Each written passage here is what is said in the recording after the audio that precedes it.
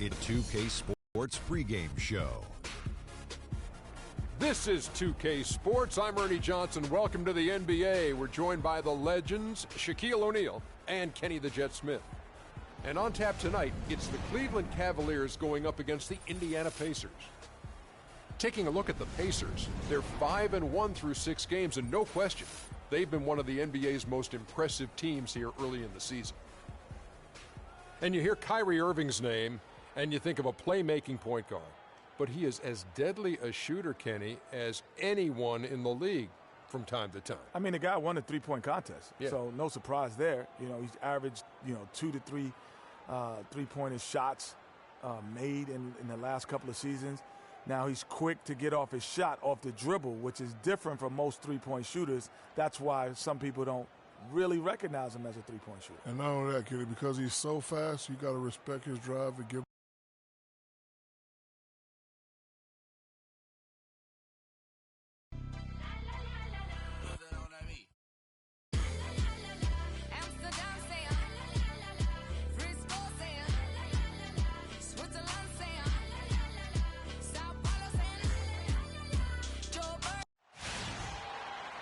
A Sunday afternoon with the NBA here on 2K Sports. Welcome, everyone, with Greg Anthony and Clark Kellogg. This is Kevin Harlan. We have Doris Burks on the sideline as well. Eastern Conference battles, always fun. This time it's the Cleveland Cavaliers intent on protecting home court. This their first chance this season playing the Pacers. The previous season series split right down the middle. These teams were quite evenly matched. And going back to last year, this series was an even split. Yeah, guys, they feel like they're the better team. The standings would agree with that. I look for them to assert that with their play tonight. Let's check out Indiana's starting lineup. Hill and Stuckey are the guard set. Paul George is out there with Allen. And it's Turner in at center. 5 to shoot. And the basket by Hill. There's a chance he could have a big game if they don't D him up more tightly on the perimeter. You know, I can think of one way to describe George Hill. It's the culmination of several attributes. I mean, he comes from the school of Popovich, plays under control, always in the right place defensively. The way I describe him is just steady. So the Indiana Pacers able to put the first points up on the board. James outside. And they come right back with their own three-pointer. LeBron's got himself on the board with 3 there. An interesting thing about George Hill, he was traded from the Spurs to the Pacers a few years back. Many people were surprised the Spurs would even trade a valuable veteran when they were trying to win a championship. But who did they trade him for? Kawhi Leonard. A pretty good deal. Well, Hill is really solid. He knocks down open shots, can run the offense or play off the ball equally well. I think he's a terrific combo guard. Gives you a little bit of everything and does it in a professional way. And that's typically what attracts him to other teams. And that one's good. And when you've got a big man who can shoot from distance like that, what a huge advantage. Moment.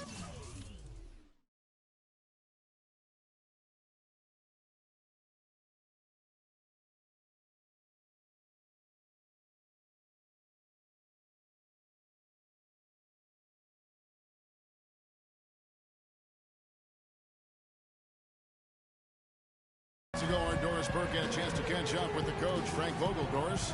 There haven't been many players that have the physical prowess of LeBron James, and he knows that this is going to pose a lot of problems for his team. He told me the most amazing thing to him about LeBron was that he has the ability to be a force at virtually any position on the floor, from point guard to center.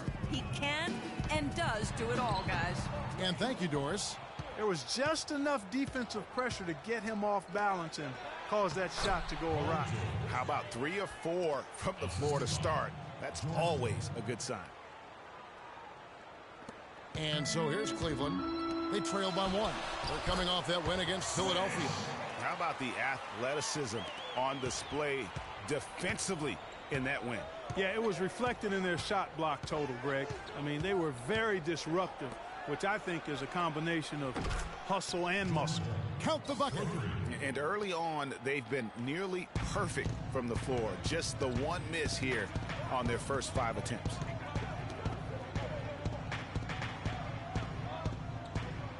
The dish to Irving. In the corner, Smith with it.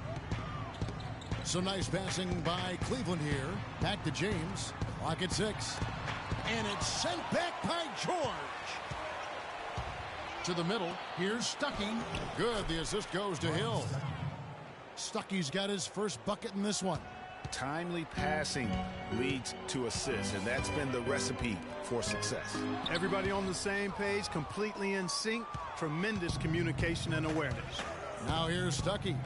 Following the miss by J.R. Smith. The shot by Turner, no good. Well, I think the defense got lucky right there. I mean, he's going to make a lot more of those than he misses when he's got that much room. You know, for the Pacers last season, with Paul George being out for most of the season, they knew it would be a struggle. They would go into lengthy dry spells that made it hard for them to keep pace in the East, in part because they missed Paul George's all-around brilliance and his offense. First trip to the free throw line for him in this one. The first free throw is good. Oh my God, I just got that. Both free throws good from Turner. And listen, Cleveland were the favorites to win the Central Division last season. High expectations given they finished third in the Central in 2014. But that's just what adding LeBron can do for a team. And that assist got him a little nod from his teammate after that one. Hill passes to Turner from 8. Excellent D there from Mozgov. He operates well in traffic, but still, that's just a tough play to finish. Smith on the wing. Back to James. Out to Smith. Cleveland needs to get a shot off here. Turner with the steal. They push it up 4 on 3. Here's George. Hill dishes to Stuckey. No good from outside. Oh, that's got to be deflating and disappointing to miss a wide open shot like that right in your wheelhouse. LeBron outside.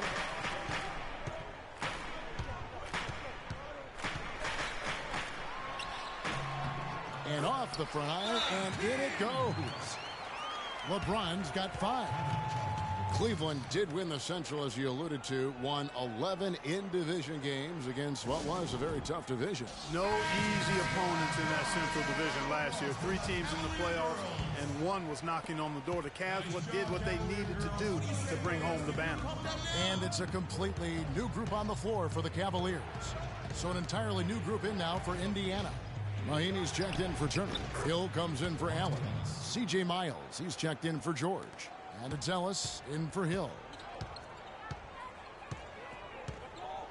Shumpert with it. Outside Jefferson. To the middle.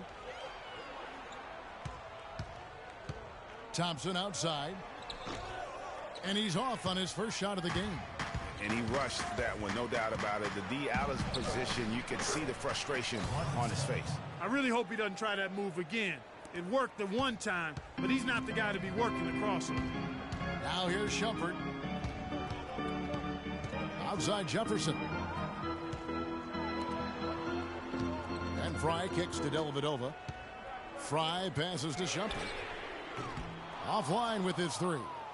Yeah, they got that one, but early on, it's really been a struggle for them to secure that defensive backboard.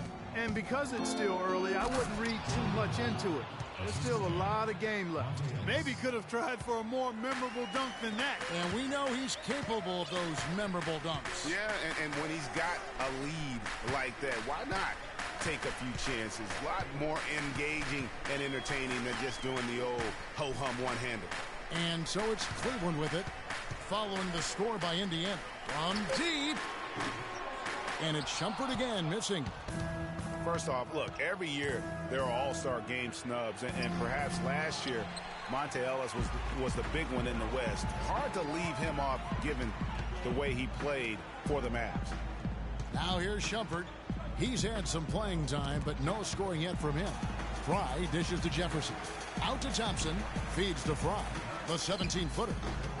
And it's Miles with the rebound. Pacers leading by 8. And that basket pushes the lead to double digits. Miles has got his first points in this one. Here's the pass to Fry. The long distance three is buried. And here is Ellis. He had 13 points in the win against Miami. Shumpert against Stuckey. And Thompson sends it back. And it's out of bounds. Last touch by Thompson.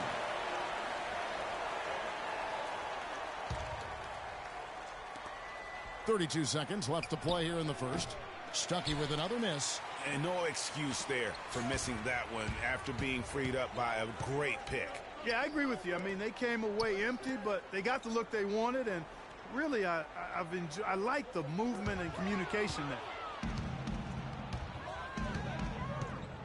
Here's Miles from 13 feet. It goes down.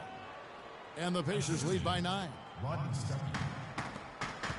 Ball's knocked loose and taken away by Ellis. Here's Hill. Basket is good. The assist from Stuckey. Hill's got his second bucket of the game to go. Already seizing control of this game. Total control, Greg, and as well as they're playing at both ends, I look for... And a double-digit lead on the scoreboard as we end the first quarter of play. It's the Pacers up by 11. And we'll get the second quarter underway on the other side of this break. Hey, talk to Monte. And Monte Ellis is still trying to prove people wrong now in Dallas after their quick exit from the playoffs a season ago. Clark, it's been a decade in the league now for this very talented guard. And you know, that kind of relentless determination is really something Monte is known for, and one of the reasons he has been around for 10 years in the NBA as a consistently good player and lethal scorer. Welcome back, everyone. A lopsided first quarter in the books already as we start this second quarter. And, guys, we've seen a confident-looking Pacers team out there. I just like the way they're getting out in the open floor, taking advantage of all those fast break chances here early on. I agree with you, Greg. I mean, they can run, and they've done a good job filling the lanes in transition. And so in the game for the Pacers, George Hill out there with Ellis. Then it's Paul George. Then it's Turner. And it's Allen in at the force line. George against LeBron. Passes it to Hill. Fires the three. Kept alive. The Cavaliers trail by 8. There's the lob to the hoop. Got a piece of it. And it's out of bounds to the Cavaliers as Cleveland retains possession.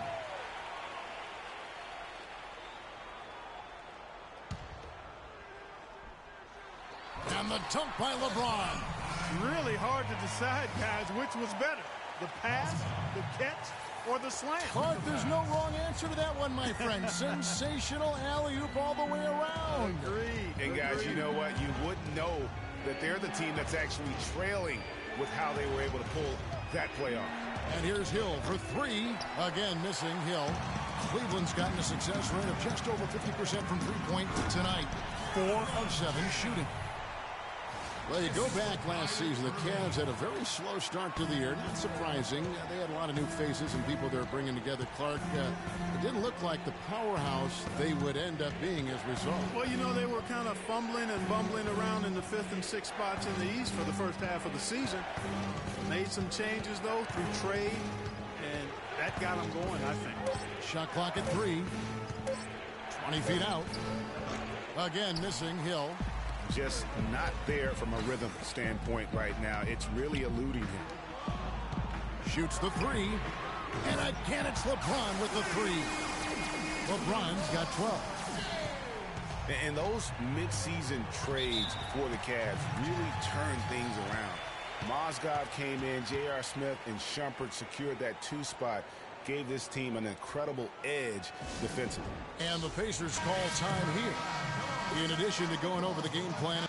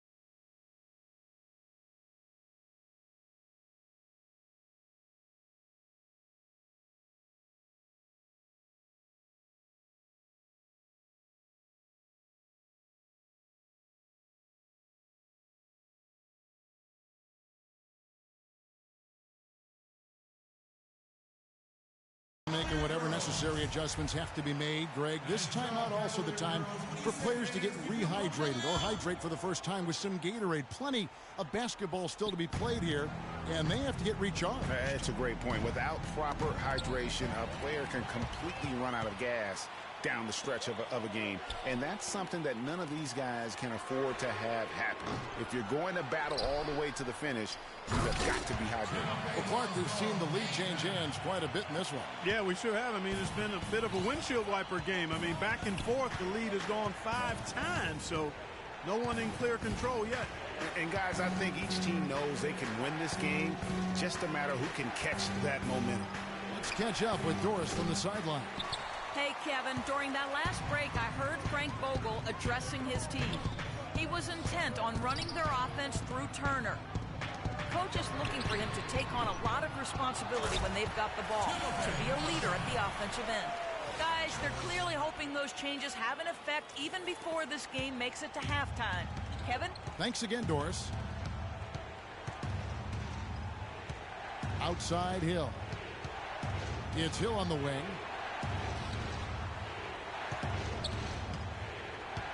Down low, deflects the pass, and stolen by Love. Dishes to James. On its way from Irving for 2. Misses off the right iron. Yeah, but the hand in the face, it's critical that you contest his shots every time down the floor. Such a strong finisher on the fast break. And, Greg, I love the fact he's always in control. Even though he's going at breakneck speed, he still maintains his body control. And we all know about Paul George and his injury while with Team USA. I mean, he has still said that he would consider playing international ball. Love the pass to Mozgov. That's in there. Love with the assist. Mozgov. Indiana's gone 0-2 from deep here in the second. Hill kicks to Ellis. It's back to Hill. Down it goes. That's 4 made from the field. He's 4 of 8. For George to be eager to go back and represent the U.S. at international play is a brave move. Yeah, I think, Kevin, a lot of it might be that he just wants to put that in the past and move on. And sometimes you do that best by confronting things head on. The only way to have that be the past is to keep playing for his country. LeBron James on the wing, defended by George. Love wide open. He fires. Drops in the tray. Love's got 6. Yeah, and they're starting to warm up from the field this quarter. Adding to their lead, and you see that field goal percentage for the game steadily heading north. The drive by Hill. Inside, here's Turner. And he was fouled on the way up. 2 free throws now for him. Now here the 2K leaderboard with last season's top rebounding teams. The Pacers in 5th. It was really an impressive campaign for their bigs. And honestly, I think the whole team did a great job of getting bodies on bodies and controlling that defensive backboard. A platoon swap here for Cleveland. Indiana also making some changes. Jordan Hill, he's checked in for Allen. C.J. Miles comes in for George. Rodney Stuckey subbed in for Ellis. Jefferson dishes to Fry. Good. Fry's got 5 points so far. They're finding lanes to the hoop now with consistency. 5 buckets in a row from the paint. And on the flip side, Greg, the defenders have to show more fight on the interior. They've got to offer more resistance here. Use that pick to get in close. 6 points for Hill. And, guys, they continue to put a lot of pressure on the interior defenders with the way they work down low. It's becoming a theme in this game, Clark. They are piling up the points in the paint. Elbit over the pass to Thompson. Foul call that time on the way up. That'll give him 2 chances at the free throw line here. And last season was one where Tristan Thompson transitioned from a starter to a bench role. Didn't let the move bother him and still put up solid numbers off the bench. Mahinmi's checked in for Indiana. Well, for Thompson, he was great off the bench. You're right, Greg, for the Cavs last year. Even earned some Clark's 6th man of the year consideration votes. And deserves it because of how he played and his impact. He actually had his best year in terms of shooting efficiency. Shot a career high 55% from the floor. Hill kicks to Mahinmi. A great 1-2 punch. Beautiful pass and nasty jam. And guys, right now, the defense mentally not there. Can't afford too many of those in a close game like this. Yeah, Jay, you're right. Almost a free run, don't you think? Clark to the hoop for him there. Momentum can swing on plays like that, Kevin, especially when the finish has that much thunder on it. And let's take a quick look now at some stats for Hill. Good season for him last year. He was around 16 points a game, 5 assists, and 4 rebounds. Backup point guard, always an important position, and he fills that role beautifully. Yep, without a good floor conductor coming off the bench, your offense can quickly grow stagnant. He solves that problem. Yeah, I love the communication and the chemistry between those teammates. Outside Hill. He kicks.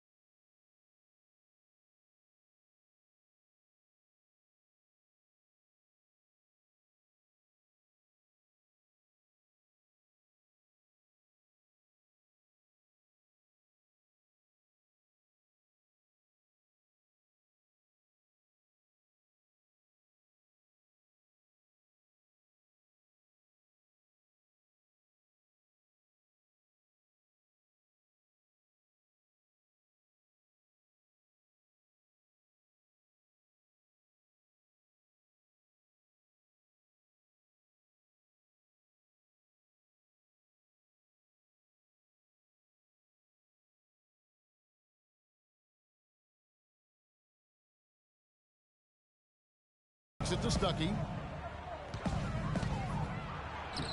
Good. The assist goes to Hill. And that's now 6 points in the game for Stuckey. Well, check out that assist. That's a pair of teammates that are clearly on the same page. Timeout is called. First of the game for the Cavaliers.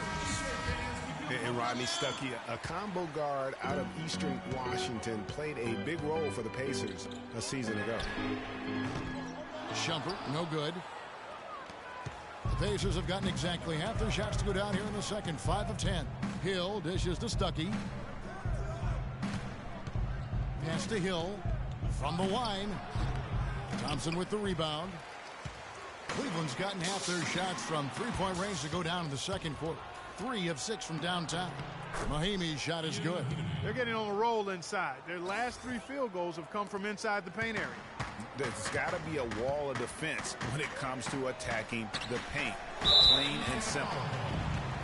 And one thing about Tristan Thompson, he is an absolute terror on the offensive glass. Was top 5 in that category last year, despite playing less than 27 minutes a game. Does a terrific job with anticipation of the carom and uses his gigantic wingspan to just go up and reel it in. Terrific motor and nose for the glass. Guys, no one team gaining control early on. Give and take, back and forth the whole way thus far. Yeah, and you look at the lead changes, 6 already. Jefferson passing to Dellavedova.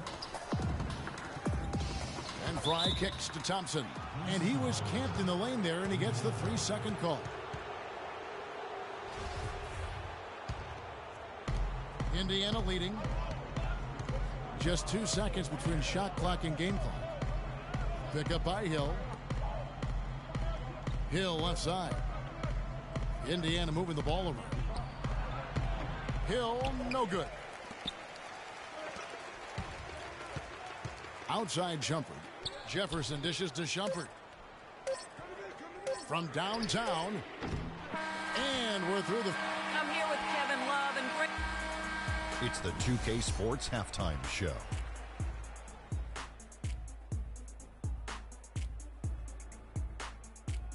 I would call that a competitive first half of action. It was all about Indiana as the game got going. During one... And that'll wrap up our halftime show, the third quarter.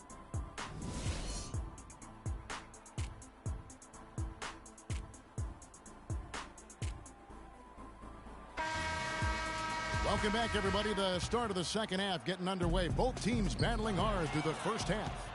What a game for LeBron. He has 12 points, and he's done a little bit of work behind the arc. He's got a pair of three-pointers. And you know what? The defenders have that in the back of their minds now. They'll be on him a little tighter. J.R. Smith and LeBron at the 2 and 3. Down low, it's Love and Mozgov. And it's Irving in at the point guard. That's the 5 for Cleveland right now. On the wing, Irving. Shot is no good. And Indiana will come the other way. They've led by as many as 11 points. They come in fresh off a win against the Heat. And guys, that was their night. I mean, it seemed like everything they shot went in.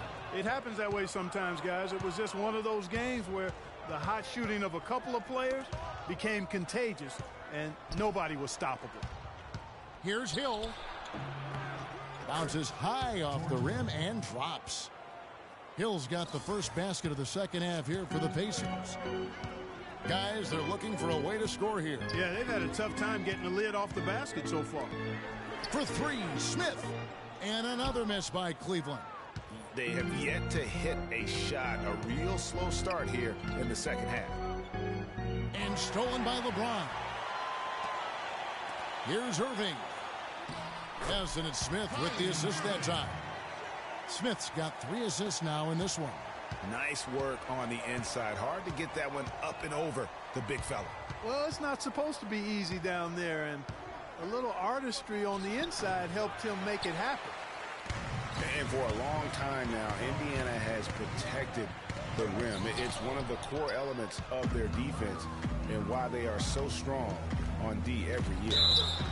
And so he draws the foul on the shot, a trip to the line to shoot 2. And I like the fact that the defense is looking to protect the rim at all costs. Definitely saved the layup with that foul, and he'll make him earn them from the line, and that's what you want to see.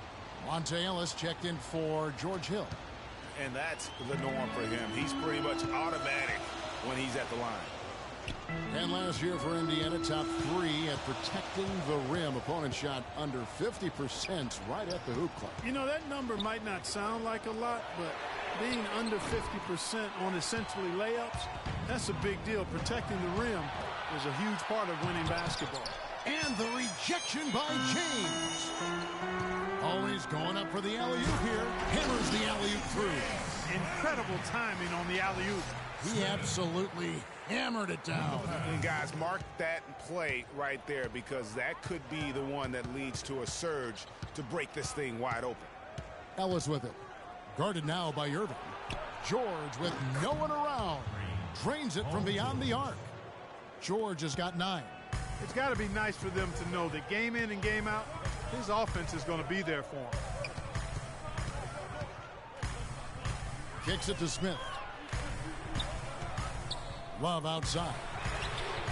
It's good, the assist that time from Smith. And it's 9 points for Kevin Love. Boy, I tell you what, he loves getting looks like that from the three-point line. No one near him. That's a warm-up jumper for him. And here's Ellis from beyond the arc. And the Pacers another 3. And they're just raining threes on both ends. Boy, I love the answer. You come at me with the 3, I'm coming right back with my own triple. Outside Irving. Left side, Love. Trying to get open is Mozgov. Love can't hit. His touch has disappeared on him this quarter. He just hasn't been able to get it going. Ellis can't get it to go. Smith against Ellis. Smith kicks to Love. Beyond the arc. And the basket good. Defender there in the neighborhood, but not quite close enough. Good shot. And for Kevin Love, such a big part of that Minnesota Timberwolves franchise. I mean, they drafted him 5th overall back in 08, and really he had been their catalyst his entire career. Even last year when he decided... Oh, wow. That's a beautiful chance. I don't know that this is the time for that kind of flair. In a close game, the important thing is the 2 points, not the dramatics. Oh, come on, Clark. He had to go for it, didn't he? Yeah, Perhaps. but hey, he's an athlete, and I can't fault him for that one, although if he missed it, I might have. Matthew Dellavedova has checked in for the Cavaliers. Mahimi's checked in for Indiana. Hill comes in for Lavoy Allen. And it's Ellis penetrating up and in on the layup. Points now this quarter. Third quarter, a neck-and-neck game. Sure has been. I mean, guys, momentum is hard to come by. A team gets the lead, and then the other one storms right back. Both teams 8 lead changes thus far. And the shot is good. Nicer lead. And I love the fact that he didn't have to slow down or adjust there. The pass was just timed perfectly. It's a pick by Love. Here's LeBron. Paul George grabs the miss. Indiana leading by 3. 4 on 3 as they bring it up. With the floater, and it's good on the way in. George has got 11. You know, the teardrop sometimes is one of those, oh no, oh no, oh yeah shots. Dellavedova kicks to James.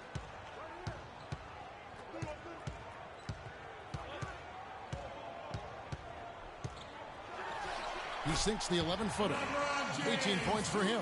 I like the way he's not forcing anything, taking advantage of what the defense is giving. He's been a key contributor for them in this quarter. Hill passes to Stuckey. Hill a screen on jumper. And it's Kevin Love with the foul. That's his 3rd foul of the game. Channing Frye's checked in for Cleveland. Jefferson comes in for LeBron. C.J. Miles, he's checked in for Indiana. So it's the Pacers now. They've led by as many as 11 points. Tacks a few more points onto their lead with the tomahawk. Ah, that's bringing it down hard. Clark, Yes, bring it down hard, yes, my brother. Yes, Symbolic there as well of the effort here tonight. Fry dishes to Dellavedova. Cleveland moving it around. Jefferson kicks to Dellavedova. Just 5 to shoot. Here's Fry. And so he earns a trip to the line. Officials saw the contact, and he'll shoot 2.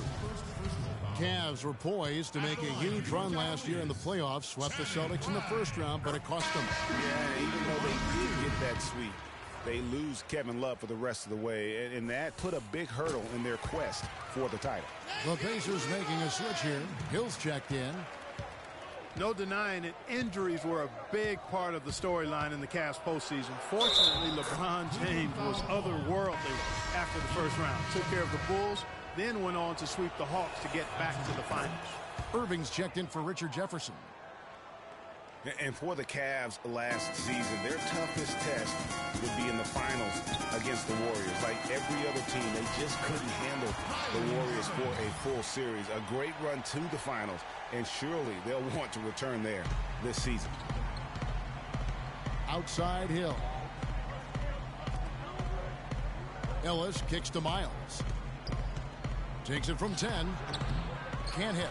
And you can learn a lot about rebounding by watching this guy. Look at the fundamentals there on the box out. Irving passes to Thompson. Back to Irving. Out to Shumpert. Second shot opportunity. And there's another one for the Cavaliers.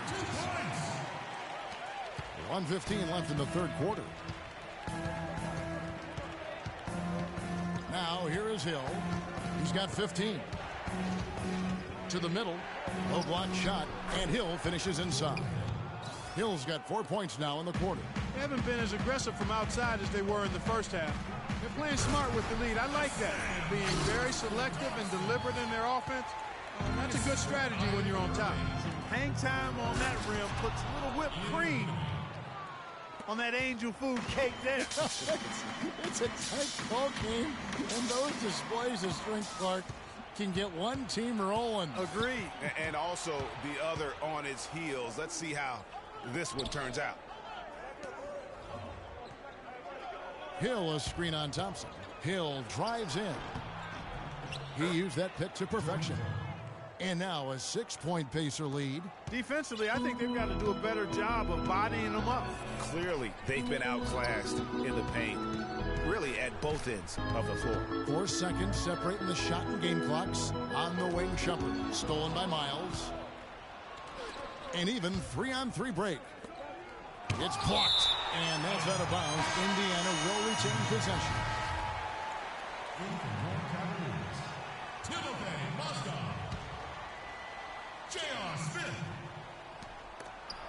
And the rejection by Smith.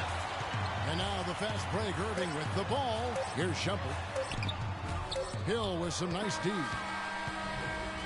And a great show through 3 quarters as we enter the 4th. Who will carry the day? Indiana out in front, up by 6. It's the NBA on 2K Sports from Quicken Loans Arena. We've got a great game on our hands as we welcome you back. The 4th quarter of action getting started.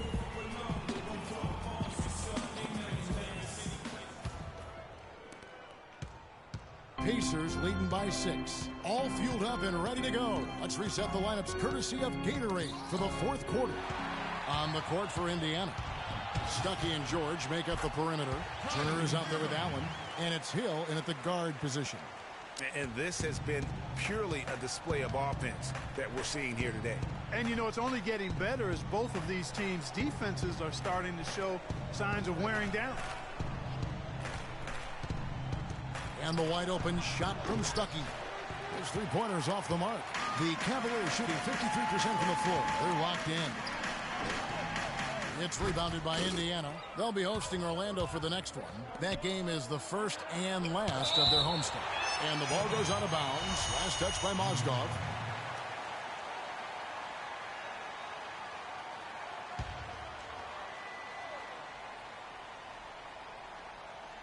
Here's Turner. Hill with it. Picked up by Love. Hill has the open look. Tries again.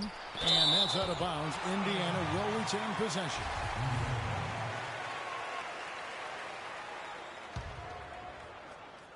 And we've played through about a minute here in the 4th. They set the pick.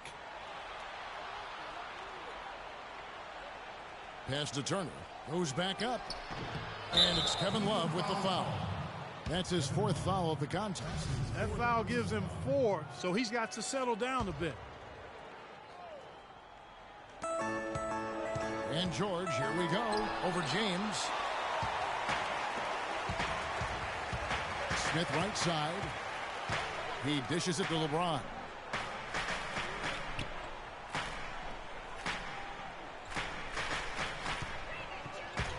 Out of bounds, Indiana takes possession. And you know what? His mind's playing tricks on him right now because he's not going to live that one down easily. 4th quarter now. We're about a minute and a half in.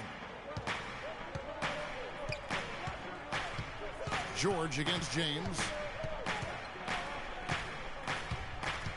Now here is George. He's covered closely. Good.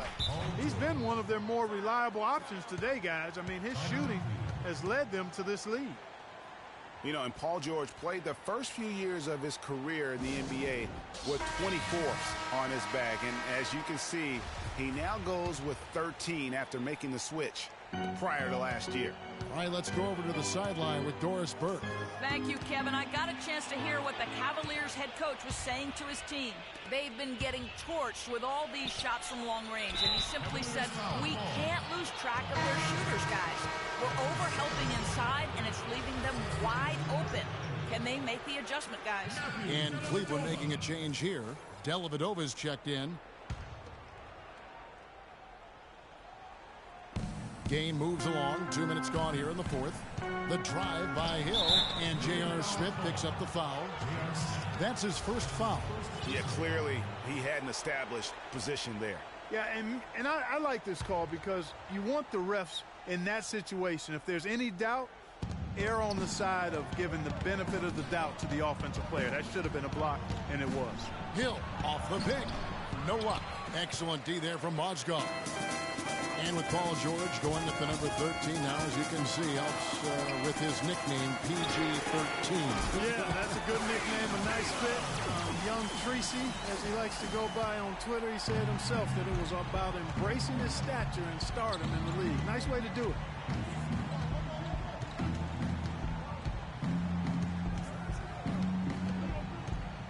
Fires the three.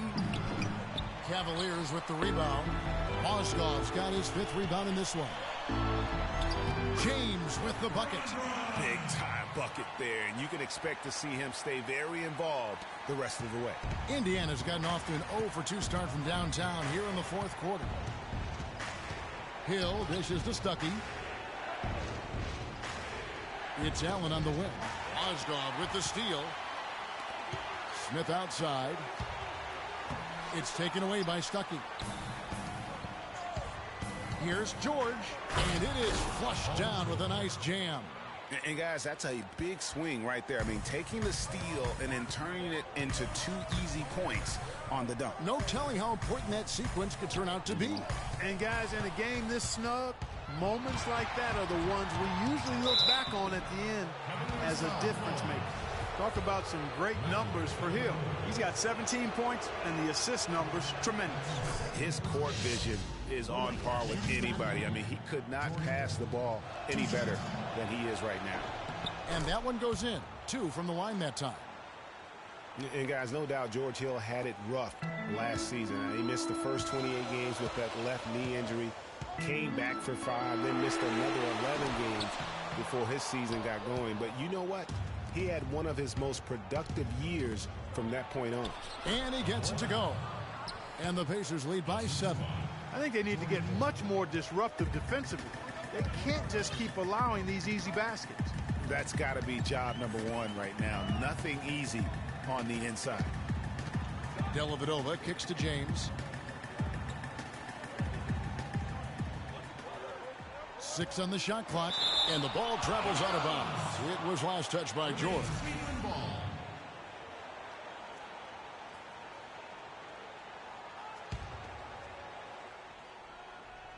Here's LeBron, just 4 to shoot. Shoots. And they will call over the back on the play. He looked clumsy on that one. He was not going to get away with that. Yeah, he climbed all over him. I mean, there's a picture of that one in the officiating manual. So, clear, easy call. Good on the second free throw. Indiana didn't have a great record on the road last season. Only went Clark 15-26 on the year, and it cost them down the stretch. It really did, Kevin. I mean, the Pacers had a bumpy year with all of the injuries, particularly with George being out for most of the year. His absence was most noted in those tough road games, I think. Tell you what, Kevin, they'd love to see him get a lot more of those opportunities. Clark, that deficit will go away quickly if he does. And how about how he capped that one out, almost like the 1-2 punch. And stolen by LeBron. Stolen by George.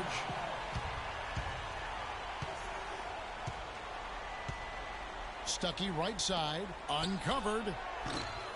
It's rebounded by Cleveland. Love's got rebound number 7 for him tonight. And for the Pacers, perhaps the biggest loss of the season for them was on the road. Couldn't get it done in Memphis on the final day of the season to try and get into the postseason. Shot clock at 6. And Turner with the block. The feed to Allen. Second shot opportunity, and it's good on the way up. Allen's got 4 points this quarter. And an important part of every team's game, a look at the hustle stats for Indiana. Contested shots and block shots. They're bread and butter defensively. They're giving up no easy looks. And the other thing they've done since the beginning of this game is score points off turnovers and in bunches. Well, here's a little factoid about the Pacers on the road last season, guys. They were much better shooting free throws on the road. The difference between their road and home free throw percentage was the largest positive mark in the league. That's kind of strange. Irving's checked in for Matthew Dellavedova. And the Pacers also making a change. Ellis is checked in. Hill with it. Picked up by Love. Hill passes to Allen. Good. The assist goes to Hill. 6 points for Allen. Another bucket down low. They've been the aggressors, taking the ball inside and attacking at the rim. You're exactly right. It's been all good at one end, and let's be diplomatic and just say not so good at the other end. Here's James out to Smith. Some nice passing by Cleveland here. A nice shot by Irving. This guy will really make you pay if you leave him enough room outside. Pacers leading by 5. To the inside. Here's Ellis. Lead pass was put in just the right spot. And a sharp pass to set up that high percentage shot in close. And Love has it in the corner. Hill against Irving. Back to Love. Smith outside. Clock at 6. The kick out to LeBron. And that misses everything. Tell you what, as well as he shot in the last quarter, Kevin, it's a total flip here in this one. He just can't get anything to go in the basket. And there's a whistle. That's going to go on Timothy Mozgov. So that will be his second foul of the game. We're in the bonus. He will go to the line to shoot 2. He's done a much better job of getting to the line here. Aggressively taking it inside and not shying away from contact. I thought he was settling a bit in the first. The Cavaliers trail by 9. Here's LeBron. Drops in the layup for 2. James has got 22. In that tight, with that much of an advantage height-wise, there's just not a lot the defense can do. Hill kicks to Ellis. It's back to Hill. Allen against Love. Allen, that's good. And the Pacers lead by 9. Just look at how quickly the lead has grown here over the last few possessions. Clear case here, partner, of saving their best for last. Quite a run. Well, for one, he hasn't let them down. I mean, but a few other guys need to pick up the pace if they're going to be good. Hill kicks to Ellis. He feeds it to Allen. And he gets the bucket.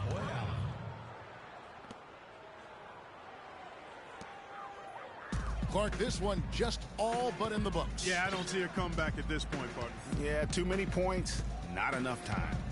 The shot and game clock separated by 4, and they double up James. And a wide open look for Irving. And the 3 off target. Here's George. Outside Hill. So it's Indiana picking up the win. They came in here and took care of business like... Guys, Paul George. The 2K Sports postgame show.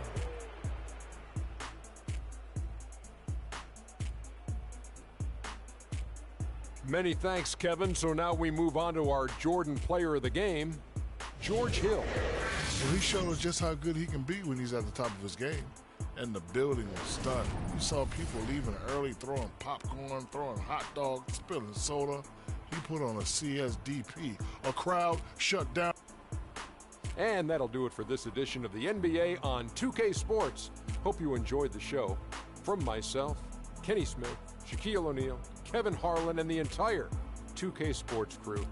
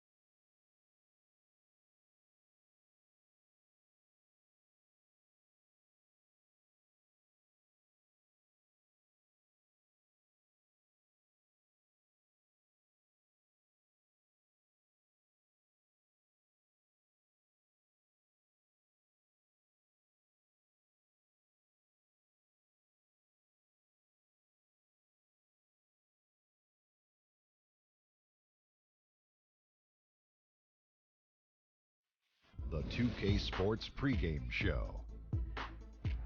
Welcome to 2K Sports, everybody. Thanks for joining us. Ernie Johnson, Shaquille O'Neal, and Kenny the Jet Smith.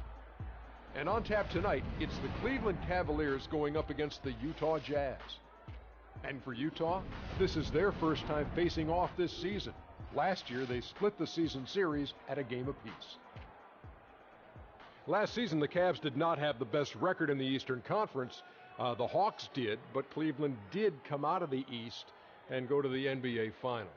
Shaq, as long as LeBron is there with this roster, how much pressure do they have to make the finals every year? Well, LeBron said it himself. He's the best player on the planet. They have to be one of the favorites as long as they keep that roster intact, and they have to stay injury-free, Ernie. Do you think the best player on the planet has to let people know he's the best player on the planet? I knew he.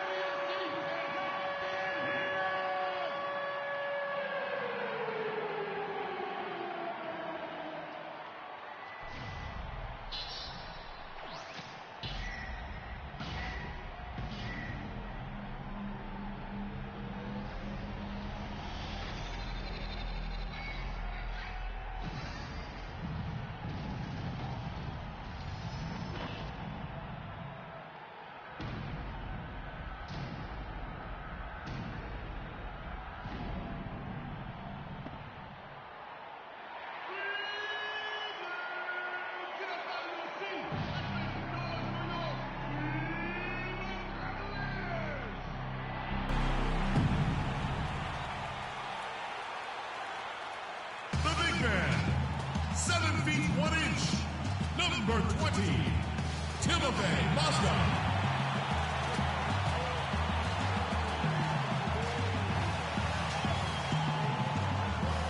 At shooting guard, at 6 foot 6 inches, number 5, J.R. Smith.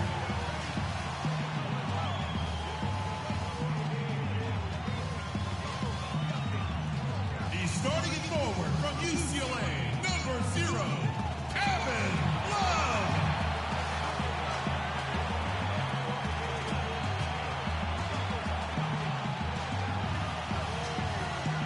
He's starting at point guard from Duke University, number 2, Kyrie Irving.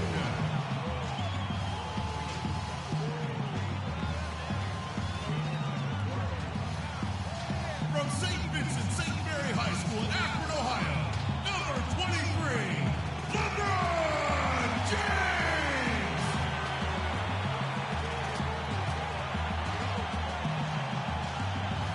The head coach of your home team. Cavaliers fans, make some noise for your Cleveland Cavaliers! The head coach of your home team. We've got NBA basketball in store for you here at Quicken Loans Arena in downtown Cleveland, Ohio. It's the home of the Cavs, live on 2K Sports. This game marks the end of the stretch at home for the Cavaliers, back on the road tomorrow. Well, guys, at this point, while still many things can change, the record is not on par with their performance last year. Maybe a cause for concern, but something they are well aware of. Well, I think for Cleveland, they find themselves as just a middle-of-the-road team this year. Opponents they would have blown away last season are giving them all they can handle at this point. You know, mentally and emotionally, they just don't seem nearly as tough as a year ago. Hard to figure where that went. Now a chance, courtesy of Gatorade, all fueled up and ready to go. The starting 5 on the floor. So on the floor for Utah, the forwards are Hayward and Favors. Pairing up in the backcourt, Trey Burke and Alec Burks. And it's Gobert in at the pivot spot, manning the middle. Early on, 3 misses to open the game. Their offense right now still trying to find its way. Smith, no luck.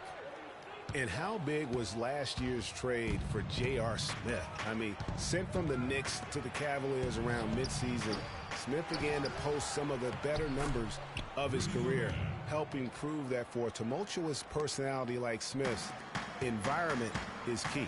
Well, now go to Doris Burke, who spoke with Quinn Snyder. Doris? He said that the key to the game will be how well they defend Kyrie Irving, adding he's shown himself to be one of the premier point guards in the game already. Whether it's passing, shooting, or penetrating, we need our guys in the backcourt to really get up into him, and our bigs need to be ready to bring help. Guys, you can bet that Irving will be their focus defensively. And as always, Doris, thank you. Now, here's Burks after LeBron James's miss. 5 on the clock. Here's Favors. Now in the scoring column with that deuce. 1 for 2 this game. For J.R. Smith playing alongside LeBron and Kyrie last season, he knew he had a chance for a ring. You know, Clark, he played like it most of the time. He sure did. I mean, instead of having to create offense, the offense was created for him, served up perfectly for him, and all he had to do was knock down open jumpers, and as a result, his shooting percentages rose after the trade. Great assist that time by Kyrie Irving. Utah's gone 0 of 2 from deep here. Now here's Burke. He's covered by Irving and stolen by Irving. And here we go. Fast break. Love's got it. James, no good. Really just struggling here in the first few minutes. 5 attempts with only 1 falling. Left side, Love. Here's the screen. Pass to LeBron. And a little over 2.5 minutes gone here in the first. That falls. Great assist by Love. And a really good way to start the game. He's a guy who, if he gets it going early, he's going to give you problems. Gobert with a screen for Hayward. Burks with it. Working on Smith. Nice ball movement by Utah. And that one's good by Favors. It's been a very efficient first quarter for him. He's creating good opportunities and converting those that he creates. Inside and stolen by Favors. Now here's Burke. Defense is right there. And first quarter, we're about 3.5 minutes in. That's good. Boy, I tell you, I thought the Jazz had a big year last season. Looked much tougher than before. A big part of that is how Coach Quinn Snyder helped the team grow. I mean, he looked like a perfect fit in his first year with the franchise. Here's James after the basket by Utah. And the dunk by Love. And can you always depend on him or what to lead you to the right place with that pass? Money. Burke kicks to Gobert. Gobert with a screen on LeBron. Deflects the pass and stolen by Kyrie Irving. And LeBron throws it down. And you can see the importance of that steal. I mean, really a 4-point turnaround with the conversion at the other end right there. Yeah, the importance of the defense there. Instead of giving up the bucket and having that 5-point deficit, all of a sudden, we got a tie ball game. And the Cavaliers making a change here. Thompson's checked in. You were mentioning the Jazz, and they grew last year under Coach Quinn Snyder in his first year. You know, Greg, he did the same thing with teams when he was a coach in the D-League. That's a great point, Kevin. And beyond the growth that the Jazz showed, I think everyone in Utah was pleased with the style of play. I mean, Coach Snyder's got the team back to playing hard defense and really grinding out wins. LeBron kicks to Thompson. The kick out to Irving. 14 feet away. Utah with the rebound. They come into this one following the loss to the Grizzlies. And boy, that was a tough one to lose, guys. But they played well throughout that game, just unable to convert down the stretch. Yeah, I know we don't get into moral victories, but they can definitely take away some positives from it because even though they came up on the short end, there was some good stuff too. There's the dish to Burks.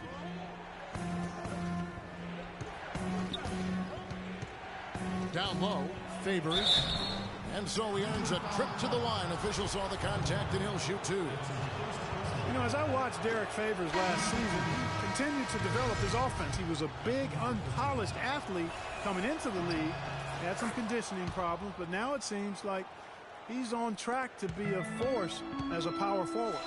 Looking at who's out there now for the Cavaliers. Channing Frye's checked in for Love. Jefferson comes in for James. Shumpert is checked in for Smith. And it's Matthew Dellavedova in for Irving.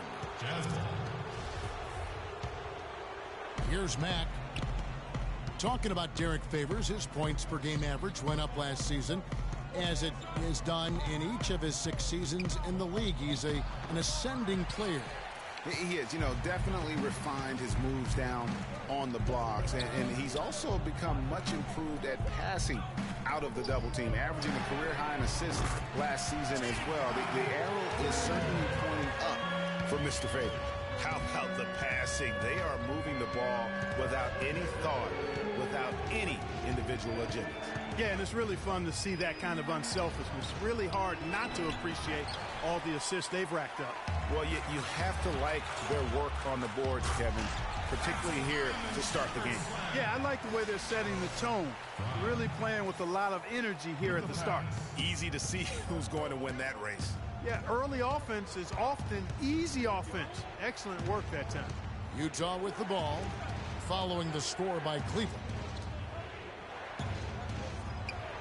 Another miss by Utah. Boy, they were ready for him right there. I mean, totally collapsed the defense on him. Fires the 3, and another 3 for Cleveland. Oh, this is the kind of start they were hoping for. Yeah, shots falling, off to a very good start offensively as a result. There's the bucket, good. I'll tell you what, the post play has been rock solid right off the bat. It really has, and they've created a lot of high percentage shots in the paint here already. No good from Fry. Jazz trail by 7. Dishes it to Hood, to the middle. Booker the pass to Favors.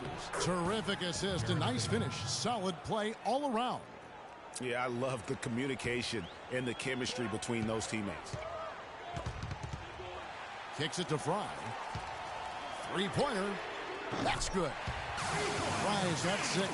They're getting a bunch of their points outside of the paint. 3 of their last 5 buckets are from three-point range. The defense is just not closing out quick enough. Hayward goes in.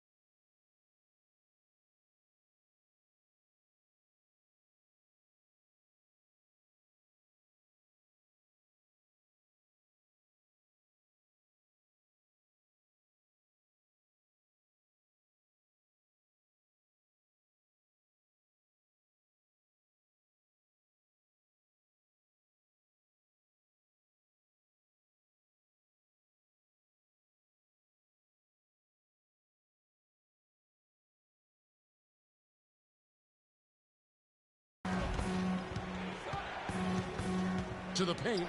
That's tipped. Stolen by Thompson. And it's out of bounds. Last touch by Jefferson. No clue where that pass was going. That is a brutal turnover. There's 31 seconds left in the first quarter. Uncovered. The offensive rebound. Booker.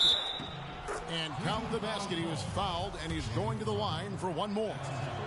And the rebound and the follow show you what he is all about. Gritty and determined with a soft touch to match.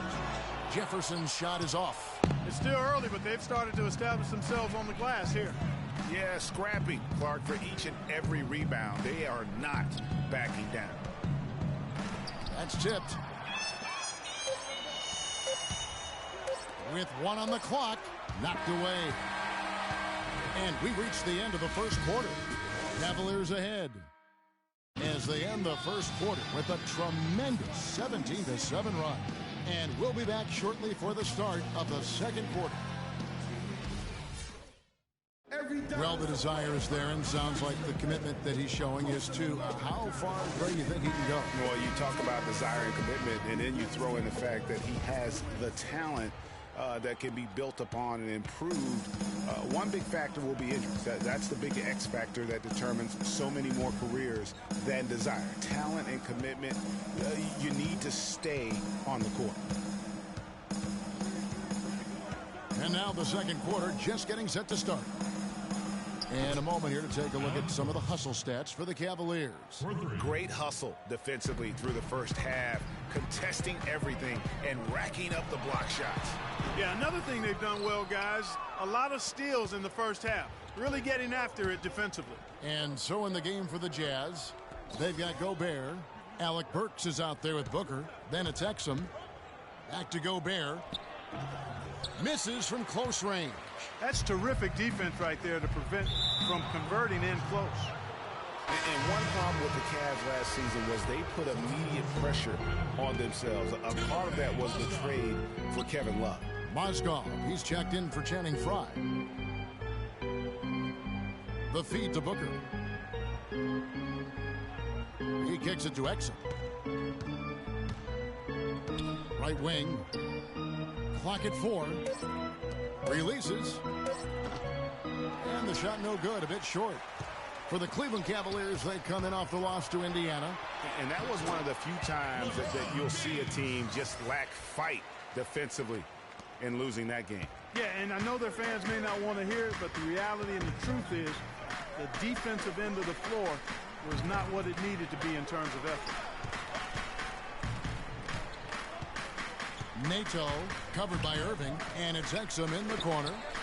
Gets a very good look and converts. Exum's got his first bucket in this one. Really good job there. That's the definition of the inside-out game. Irving kicks to James. Picked by Mozgov. James with it, and Burks picks him up defensively. James dishes to Mozgov. Some nice passing by Cleveland here. Love, no good. Jazz trail by 3. Burks kicks to Exum. And for those of you just joining us, we're almost 2.5 minutes into the second quarter. Baseline try. The shot no good.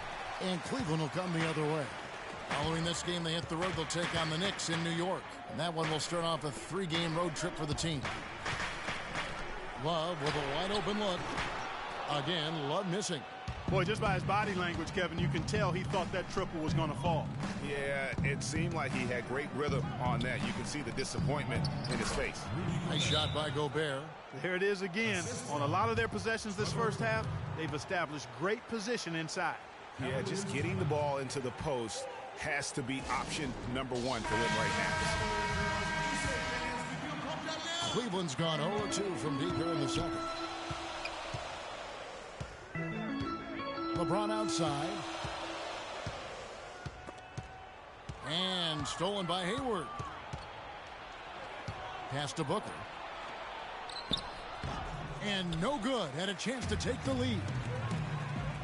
Well, we know the Mozgov started last season with the Nuggets and then was traded to Cleveland midway through the season. And what an impact he made on the Cleveland Cavaliers, particularly at the defensive end. His size and his activity really helped the Cavs become outstanding at the defensive end.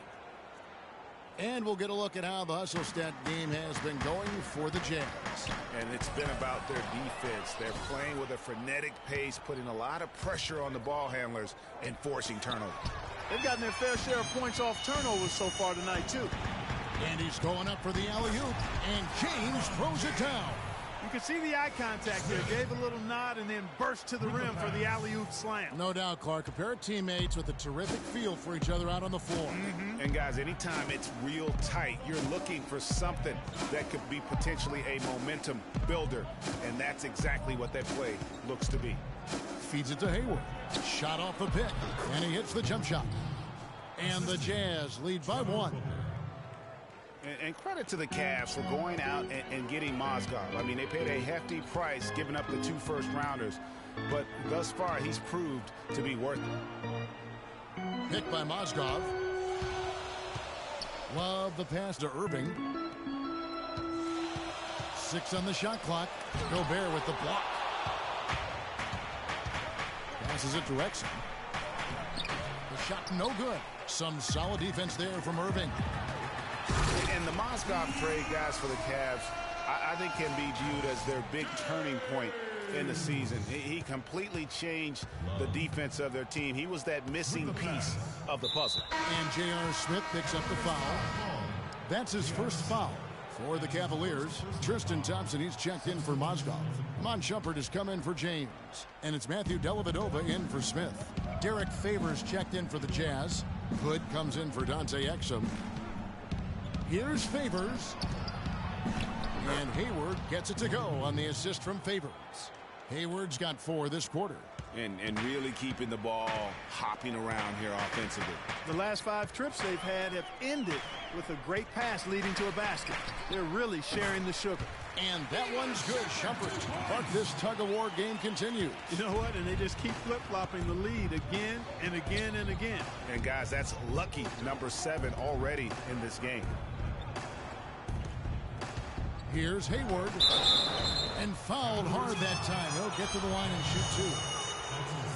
And, you know, Gordon Hayward was involved in one of the more fascinating NBA draft stories. It started after his father confirmed that Gordon would submit his name to the draft but would not immediately hire an agent. Yeah, reportedly, Dad created a highly detailed 2-page questionnaire that he gave prospective agents, which is not something that's typical. Channing Frye's checked in for Cleveland. Jefferson comes in for Irving. And the pass to Shumpert. Jefferson kicks to Dellavedova. There's the triple. Rebound, Utah. Gobert's got his 3rd rebound on the night. And on the topic of Hayward hiring an agent, it was reported that the questionnaire was just the beginning and that prospective agents also went through quite a grilling. In addition to that, you talk about a thorough process. And count it, the shot is good. He'll go to the free throw line. The number of points they've scored in the paint already today is pretty eye-opening. It really is, Clark. The defenders need to do a better job of closing those lanes to the hoop. You know, back to Hayward, obviously his first NBA contract was subject to the rookie wage scale, but his second contract, 4-year max deal. So whatever the Haywards have done as far as agent vetting, it's paid off.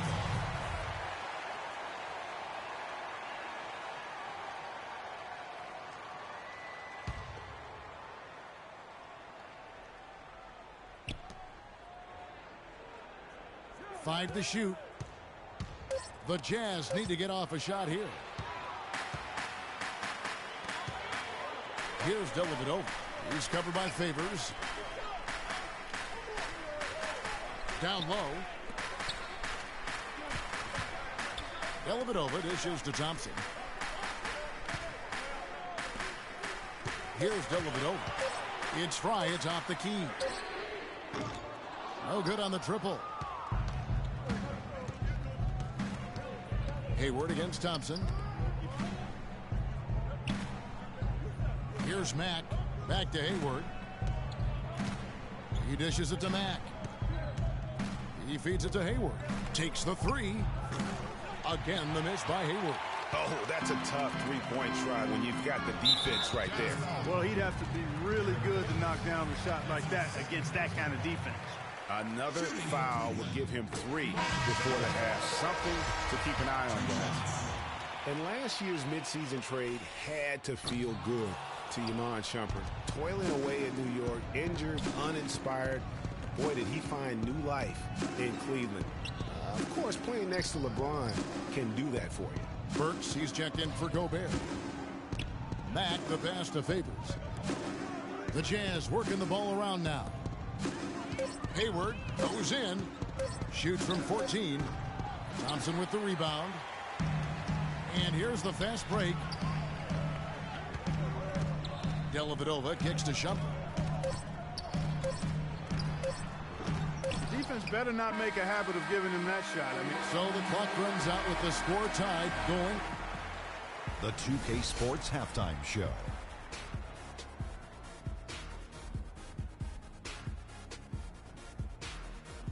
Hello again, everybody. Ernie Johnson here, joined by Shaquille O'Neal and Kenny the Jet Smith. We welcome you to the halftime show on 2K Sports. LeBron James had it going on in the first quarter. He had 14. And time now to send you back down to the floor with Kevin Harlan. We will see you after the game.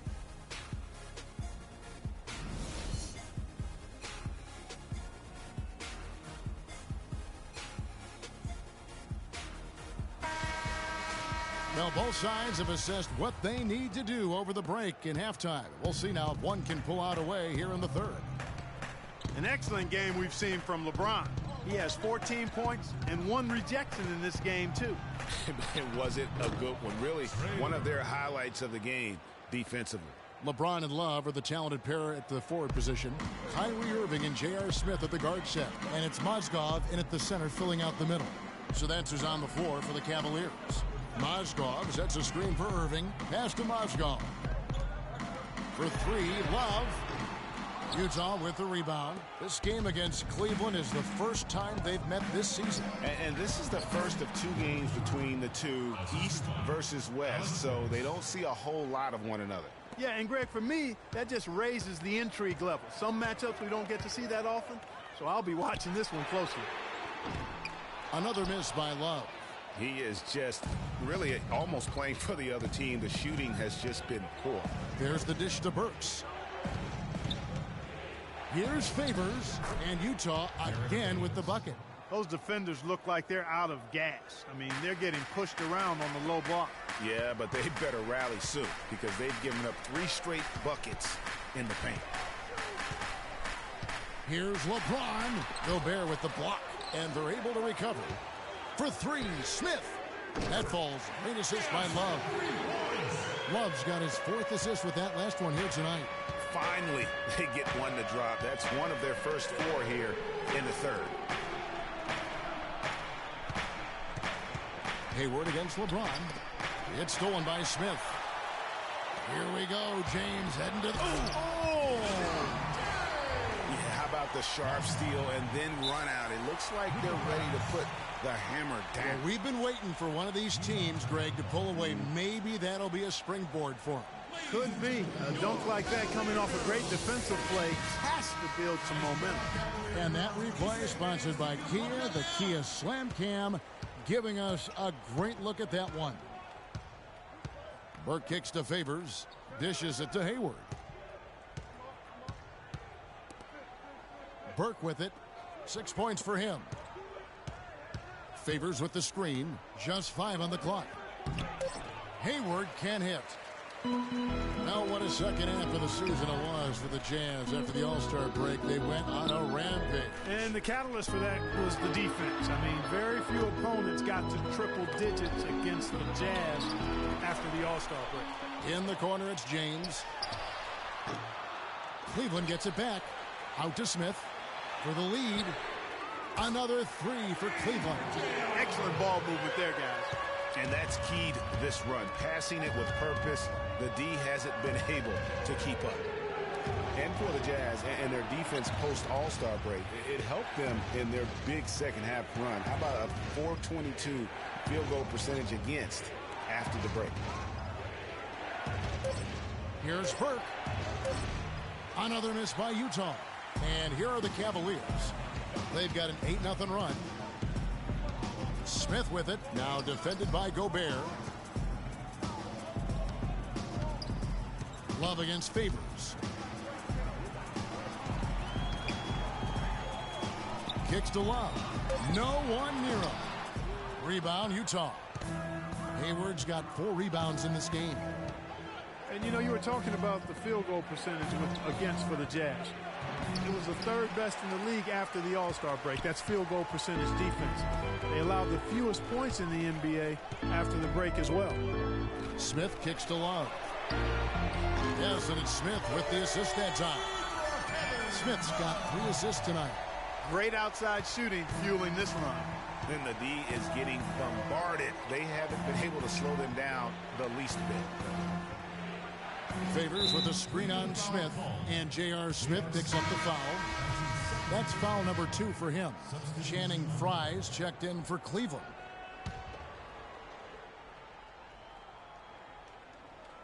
Out of bounds, Cleveland will take possession. With this chance, let's show you the league's most intimidating shot blocking defenses from last season. In third, the Jazz. They've got a number of guys that can deny you when you take that ball inside. That's why they're one of the best shot blocking teams in the league, at least they were last year, because they worked well together and they made it a priority. Smith kicks to Love. Screen by Smith. The feed to Irving.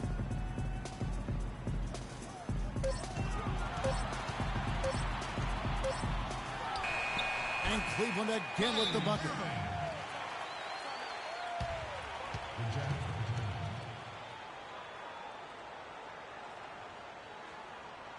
And the Jazz call time here. And for Kyrie Irving, it had been a long time coming. Last season, he finally played in his first postseason with the Cavs. And up until the unfortunate injury, he certainly made the most of it. Now, here's Exum, covered by Smith. The Jazz with another miss. Yeah, the offense seems completely in disarray. Exactly. But at the other end, it's one bucket after the other. This run is getting out of hand right now. And really, this is the time to push it. Try to extend that lead. I agree with you. I mean, anytime you can push things forward as you approach the end of the third quarter, it puts you in good position for that last quarter, which we all know is crunch time. Here's Gobert. And the bucket counts, and he's on his way to the free throw line. Try to make it a three-point play. And think again about the playoffs last year, Clark. They weren't all sunshine and roses for Irving. He had to play through a tough leg injury in the conference semifinals, and, of course, the injury in the finals, the fractured kneecap, and he was gone. Yeah, that was really painful to watch, seeing him go out for the rest of the playoffs with that fractured kneecap. A freak injury, but he'll grow from it and be better. Pass to Hood. A three ball. Count that one. Hood's got his first 3 points of the game. A little bit of a defensive breakdown there. He's not the guy you want to leave open on the perimeter. You've got to stay attached to him. He kicks to Exum.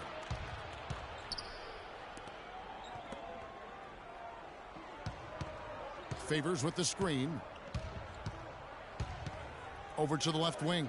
Exum with a wide open look. The Cavaliers pull it in. Their biggest lead of the game was 9. Now here's Fry. He's got 8. There's 1:54 left in the third quarter. And another miss by Cleveland.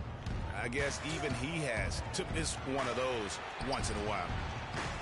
It's hauled in by Fry. And typically he has the touch to finish when he's in tight, but not sure on that possession. Three-pointer. The offensive rebound. Shumpert dishes to Dellavedova. The kick out to Irving.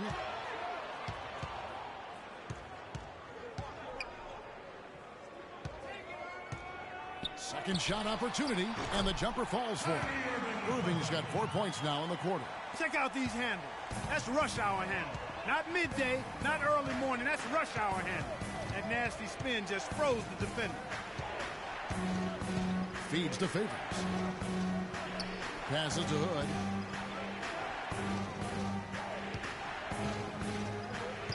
Now the pass to Gobert. The shot no good. Cleveland with the ball. They're on a 17-6 run. Pass to Irving. 44 seconds left to play here in the third. Dellavedova kicks to Thompson. For 3, Fry. That's good. And it's an 8-point Cleveland lead. Man, they came out smoking here from beyond. And Greg, as hot as they are from out there, absolutely no reason at all not to just keep letting them fly. The dish now to Favors. Out to the wing. Gobert with a screen on Shumpert. Hood, and he sinks that one, hitting the back of the rim on the way in. Hood's got 5 now. You know, the defense has got to do a much better job of fighting over those screens. And Greg, especially when the ball is in his hands. I mean, come on now. You know he doesn't miss too many open looks like that. Irving passes to Thompson. The Cavaliers have made 1 of 3 free throws in the game. Shooting for Cleveland. And that one misses. Taking 2 shots. That one misses.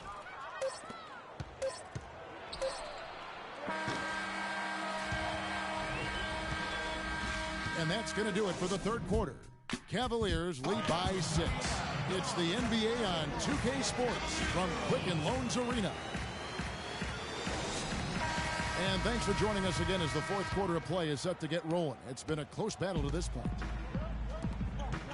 And Utah looking at who they've got to start the fourth quarter. Down low, it's Hayward and Favors. Trey Burke is out there with Shelvin Mack, and it's Burks in at the small forward. You know, the Cavs last season won a bunch of games, but they had to fight for a lot of them. They often would fall behind early or dig a big hole and have to fight their way out of it. You mentioned, GA, the Cavs and their comebacks. They actually overcame double-digit deficits for 13 of their 53 wins last year. Yeah, and Kevin, I remember their biggest one being a comeback after being down 17 points. I mean, but when you have the star power that the Cavs have, no comeback is out of the question. You're just never safe against this team. Mack, no luck. The Cavaliers leading by 8. The drive by Smith. And it goes on a bounce. That one is off Smith.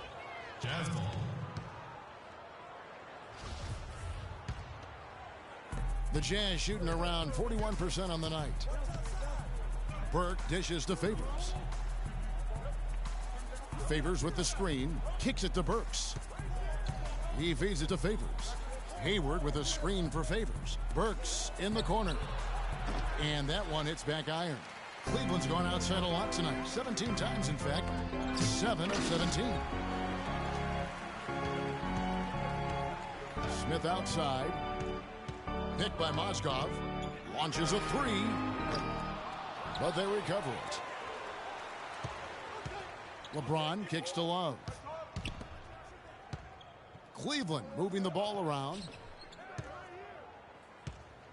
Here's Dellavedova. There's the basket and make it a double-digit lead. And the Cavaliers lead by 10. One of the big stories is second chance point. They've just been terrific here in the second half in that area. Hayward outside. No one near him. Make it 5 for 10 with him in that bucket. Just reliable, guys. He's just always trying to make the right play. And guys, Shelvin Mack, strong, good jump shot. More importantly, knows his role. Hasn't started that many games in his career, but maximizes his minutes when he's on the floor. Doris Burke has an update for us. Doris? Thank you, Kevin. I got a chance to hear what the Cavaliers head coach was saying to his team. He laid one thing out there for them, saying, now is the time to eliminate any chance of a mistake. We've got a good lead. Don't take any unnecessary risks or commit a silly foul. Smart basketball from here on out. Now, here's Burke. Not a lot of room. There's the screen. On the clock. And with that shot, the Cleveland lead is cut to just 7 points in the basket from Hayward. Getting back to Shelvin Mack, he plays smart, values the basketball. Clark doesn't have tremendous vision, but stays composed and makes the solid play. Yeah, very reliable rotational player for you as a combo guard. Pulls his way around the court. He can knock opponents off balance with that size, and he's a good shot maker, too. LeBron James, by many surveys, and no surprise here, GA, the most popular athlete in America. I mean, the highest paid player in the league. And you know what? He deserves it. This guy has really carried the mantra as the face of our game, as well as anybody. And I tell you what, people now are starting to acknowledge the guy also delivers when it matters. And you know, for LeBron, he's blazed a trail as far as his business empire is concerned. He gave his childhood friends a chance to manage his affairs. Many thought it was a huge mistake, but he's doing quite well with the guys that he chose. And guys got careless with the ball there, and the turnover leads to the big stuff. Once he came up right with the steal, he went straight on the attack. That's exactly the way to do it too, Kevin. Go hard to the bucket and don't let them set up the defense. And for LeBron, he said he'd like to be a billionaire. It's his ambition to have an influence that goes beyond the game. And guys, he is certainly on his way. Kyrie Irving may be the best ball handler in the league. There are a lot of guys with a good handle. He is definitely in the top 5. If not, he's got to be in the conversation. And arguably the most talented player at his position. I mean, he can get wherever he wants to on the court. He's athletic, an unbelievable finisher as well. I think that's something that oftentimes gets underrated. Maybe the best finisher in the game. Agreed. To the paint. Here's Favors, and foul called as he misses. He'll go to the line and shoot two. That one on Mozgov. And you know, Kyrie Irving really ambidextrous as a ball handler because you can't play him to one side, and he's ambidextrous as a finisher too. He's so creative and crafty. Terrific at the rim with both hands.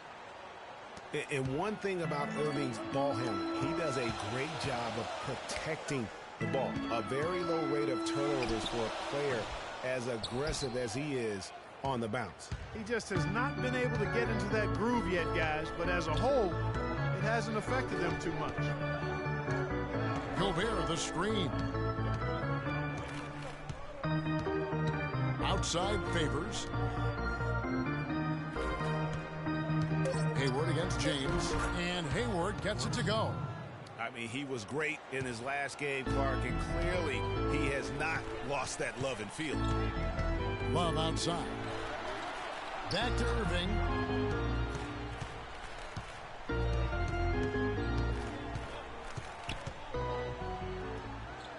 He dishes it to Smith. On the wing, Irving. Burke covering. Irving misses. Jazz trail by 7. A shot by Hayward, wide open. It's good. The assist that time from Burke. And it's now 22 points for Gordon Hayward. Irving kicks to James. And oh, he just jams it right over Derek Favors. Wow! Tell you what, he's going to put that one in his scrapbook. Absolutely insane with that dunk. Well, now they're starting to rub it in, aren't they? Have build up a lead, and here we go, folks. It's showtime. That was a Kodak moment right there. The more plays they make like that, the more they'll have these guys on the road. A moment to check in with Doris Burke. Doris? Thanks, guys. I got a chance to hear what Quinn Snyder was saying to his team. Hayward was the focus of the discussion, and he wants their offense to run through him. Coach emphasized getting him as many touches as possible, saying he is going to be one of the guys to carry us the rest of the way. So Coach waiting until the final stages to pull a few tricks out of his sleeve. Kevin, let's see if he's made a wise decision. Always great to hear from you, Doris. Love outside. Dishes it to Smith. Right side, Irving. Drills the leaner. Irving's got 4 this quarter. Jazz trail by 6. Favors with the screen. Burke kicks to Hayward. And it's good. He's made 2 for every one he's missed. 10 of 15 in the contest. He has been fantastic this quarter, guys. It's just the kind of effort they need if they're going to continue to trim the lead.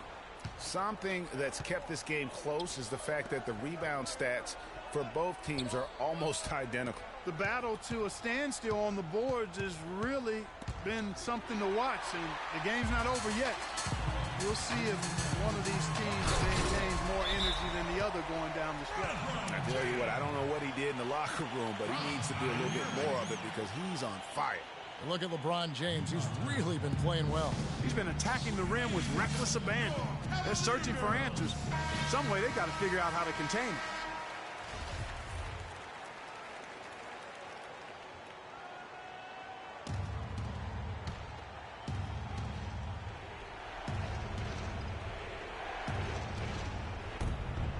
.158 left to play in the final quarter.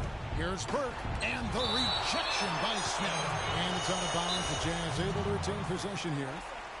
3 points offside. The Jazz with the timeout. And the Jazz call time here. They trail by 6. There's 1:54 left to play here in the fourth.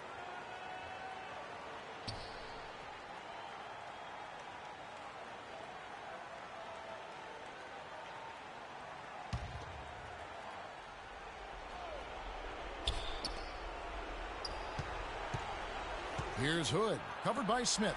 Favors passes to Hayward. Favors with the screen. And stolen by James. And the Cavaliers pushing it up now. And stolen by Hayward.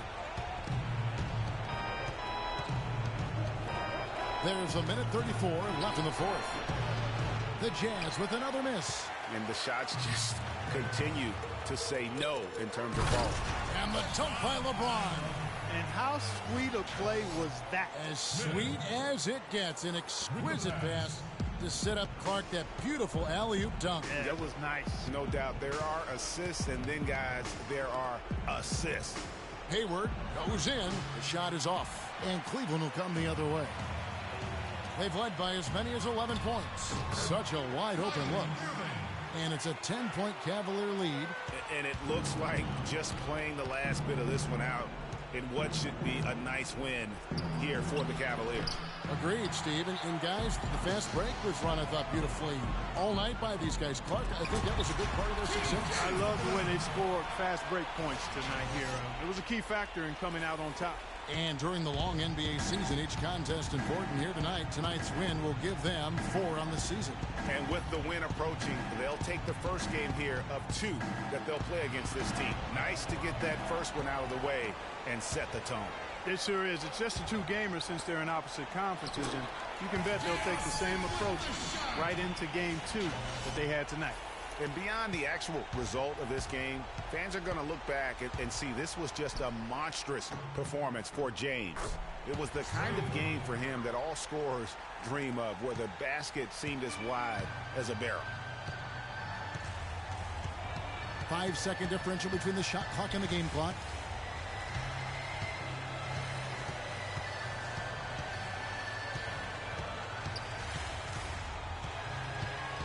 Shot clock at 5. Pulls up. High post. And a little luck that time, but it drops. LeBron's got the lead up to 14 now for the Cavs. And here is Burke. So we see the Cavaliers taking the win here. Even early on in this one, it seemed like they were happy to be playing at home tonight. Well, you know, it makes a big difference. I mean, you never felt like they had any doubts that they'd come out on top. And time now to go courtside as we send you over to Doris Burke from the sideline. Doris?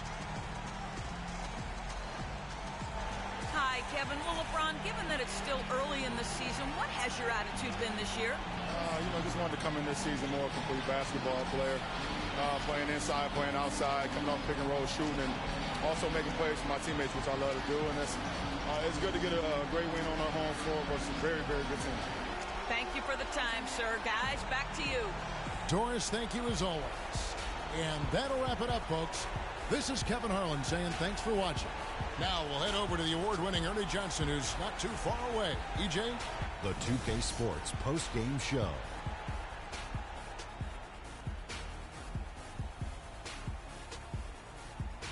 Thank you, Kevin. And now we get a chance to present our Jordan Player of the Game, LeBron James. He had just an outstanding fourth-quarter performance.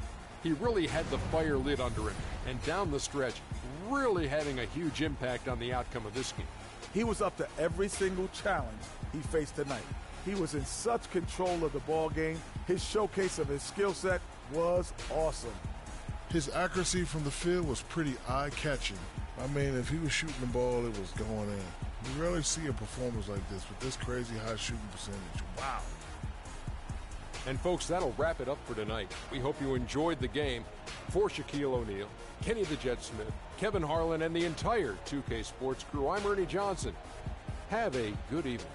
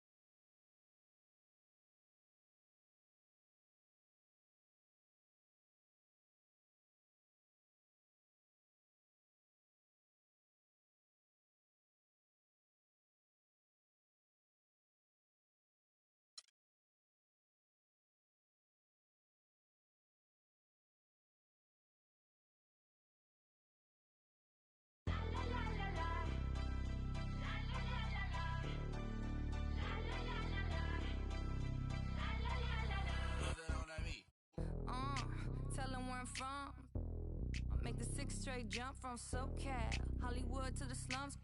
Get burnt by the California sun on the west side. East Coast, where you at? Just got to New York like a net on a jet to London.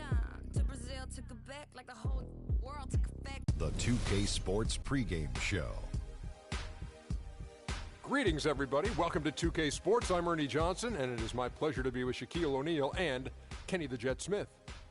Tonight, it'll be the New York Knicks going up against the Cleveland Cavaliers. The Cavaliers come into this one after the win against Utah. A great win for them, and they rose to the occasion and pulled off the upset. Riding high right now. And Carmelo, prior to last season making the choice to stay in New York, what do you think, Shaq, of that decision? You know, he went with his heart. He wanted to stay in New York. You know, it's hard to evaluate after having to shut it down due to injury, but, you know, hopefully he's worked out in the summer. Hopefully he's coming back with a better focus, and hopefully he wants to get back on top. Because there was a time in the league where Carmelo's name had to be mentioned. It's kind of slipped away, but hopefully he'll get that back. Yeah, he was the guy. You know, he's the leader of the Knicks. He still is that leader, and we'll see if his decision what he made 2 years ago starts to pan out this year. What do you say we head to Kevin Harlan as they get ready for the opening tip?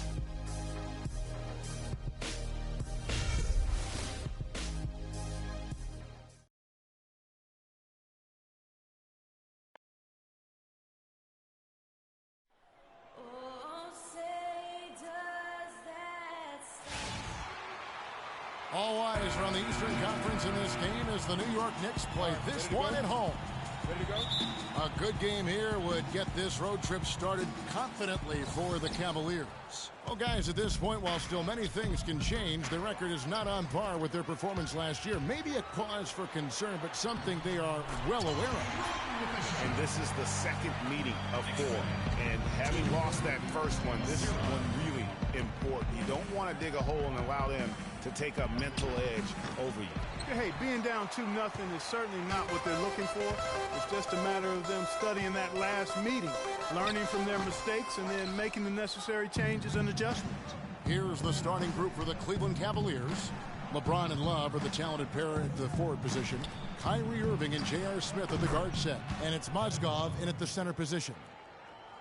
Well, and watching Kevin Love, he can do everything on the offensive end, Clark. He's been that way really his entire career, going back to high school. Yeah, his game is low to the ground, too. No explosive moves or dunks. He takes you on and beats you with skill. Good footwork, smooth shot, sharp passer, and an excellent IQ. Kept alive, and he banks in the layup. If you battle for the offensive rebound and come up with it, you're guaranteed a high-quality shot on a follow just like he got there. Takes a 3. Aflalo pulls it in. And talking about Love, last season was a tricky one for him. So much of his post offense was taken away by the Cavs scheme. So he just made up for it by averaging the second most threes of his career. And here in the first, closing in on 2 minutes play. LeBron outside. There's the pass to Mozgov. Now the dish to Smith. Lopez with the block. And here is Roten.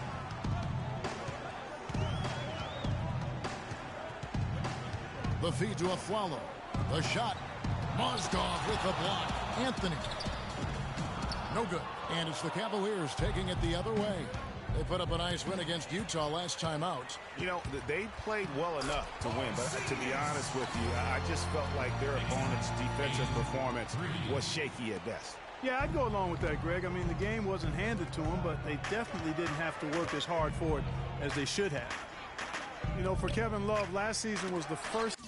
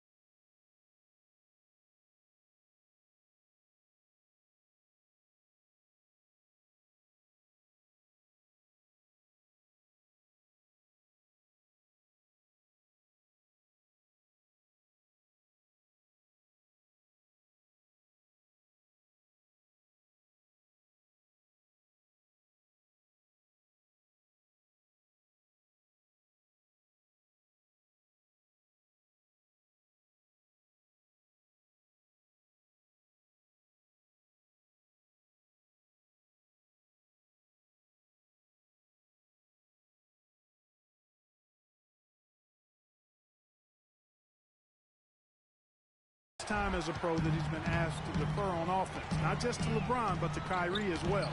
You can bet he and Chris Bosh now have a lot to talk about. Nice work to get it inside and draw the contact. Exactly. The defense determined not to allow the easy layup right there. They'll settle for making him earn the free throws. I mean, the Knicks were bad last year, and it became evident early on. As the season grew older, more and more of their national coverage games were being pulled. Now, here is Smith. Can they get it? Good, and the assist goes to Irving. Smith's got himself going with the triple, his first basket of the game. The Knicks leading by 4. Roden with it. Inside. Nice shot by Porzingis. Porzingis has got his third basket of the night right there. Great job of screening there. Nice job to take it to the rim and get the finish. Love with a wide open look. Another 3 for Cleveland. How in the world did they let him get that wide open? The Knicks have gotten 5 of 10 shots to drop in this game so far. Right at the 50% mark. The drive by Anthony. Mozgov with the block. One-on-one here. Throws it up high. Deft touch on the alley-oop. And that's how the coach would draw it up on the fast break from start to finish. Yeah, and what a finish it was, guys. Really nicely done. Pass to Porzingis. Here's Anthony. Rebound by Smith. And he's clearly just disappeared here this quarter, not making any contributions here with his offense. And, Greg, it's been hard to watch. I mean, you can see his frustration. He's actually looking forward to the end of this period so he can have a fresh start for the next one. And right before Carmelo went down with the injury last season, it seemed like he had added the fadeaway to his game, molded a little bit after Dirk Nowitzki. Carmelo's reasoning was that he had been burned enough by Dirk's fadeaway, he had to adapt. That's a great fadeaway to borrow from, for sure. I mean, Melo already has a mid-range game, terrific mid-range game, and this shot makes that even deadlier. The Knicks making a switch here. Williams is checked in.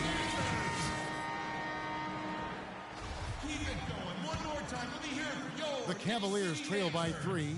Let's send it out to Doris Burke, who caught up with head coach Kurt Rambis. He said that the key to the game will be how well they defend Kyrie Irving, adding he's shown himself to be one of the premier point guards in the game already. Whether it's passing, shooting, or penetrating, we need our guys in the backcourt to really get up into him, and our bigs need to be ready to bring help. Guys, you can bet that Irving will be their focus defensively. And thank you for that, Doris. Really nice job to convert the putback opportunity there. I mean, he stayed with that play from start to finish. That's something we say about him a lot. Back to James. Outside Irving. Pass to Fry. Some nice passing by Cleveland here. 5 to shoot. The drive by James. And it's good. Fought through contact. It's the shot. He'll go to the free throw line.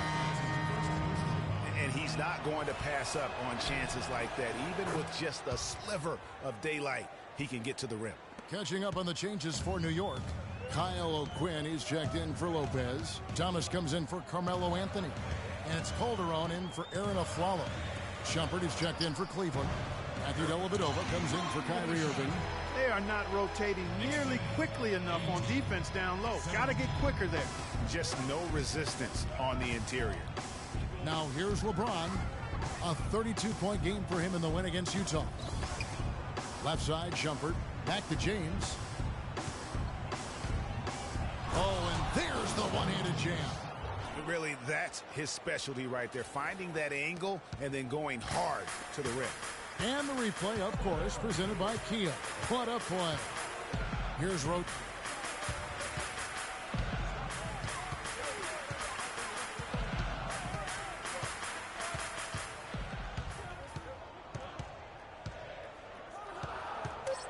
New York needs to get off a shot. Williams. And there are the Knicks with another bucket. And another lead change here. How many of these are we going to have tonight? I'm not quite sure, but I'm willing to bet it'll be more than a few. On the wing, Shumpert.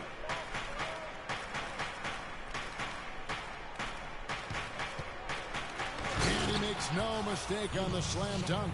Clark, this tug-of-war game continues. You know what? And they just keep flip-flopping the lead again and again and again. And, guys, that's lucky number 7 already in this game. Now, here's Roden. 1:30 left to play in the first quarter.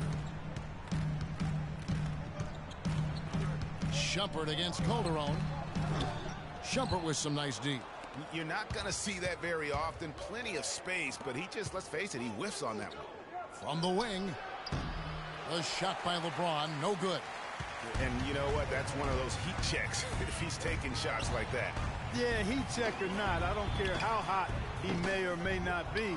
He's not making that one. And that one gives them a +5 rebound advantage, Kevin. Pretty clear. They're dominating that area. They've come out with a lot more energy and effort so far. New York trailing. Calderon passes to Roten. Outside Williams. Double team on Williams. Roten kicks to O'Quinn. And he gets it to go. O'Quinn's got his first bucket of the night. And good passing, setting up a lot of these buckets right now, Kevin. That's been the key. Dime-dropping delights is what I call it. Yeah, it's a nice pass. I will give you that one. Yeah, he was on the money, that's no doubt. Now here's James. He's got 8. With the floater. Stolen by O'Quinn. And pushing it up. Here's New York. Calderon. No good. Oh, that's a golden opportunity to finish on the break, and he blows it. Yeah, at this level, you got to make that shot. It's plain and simple. You got to knock that one down. Once again, off the mark by Cleveland. Plenty of offense in this closely contested first quarter of play. Makes out for...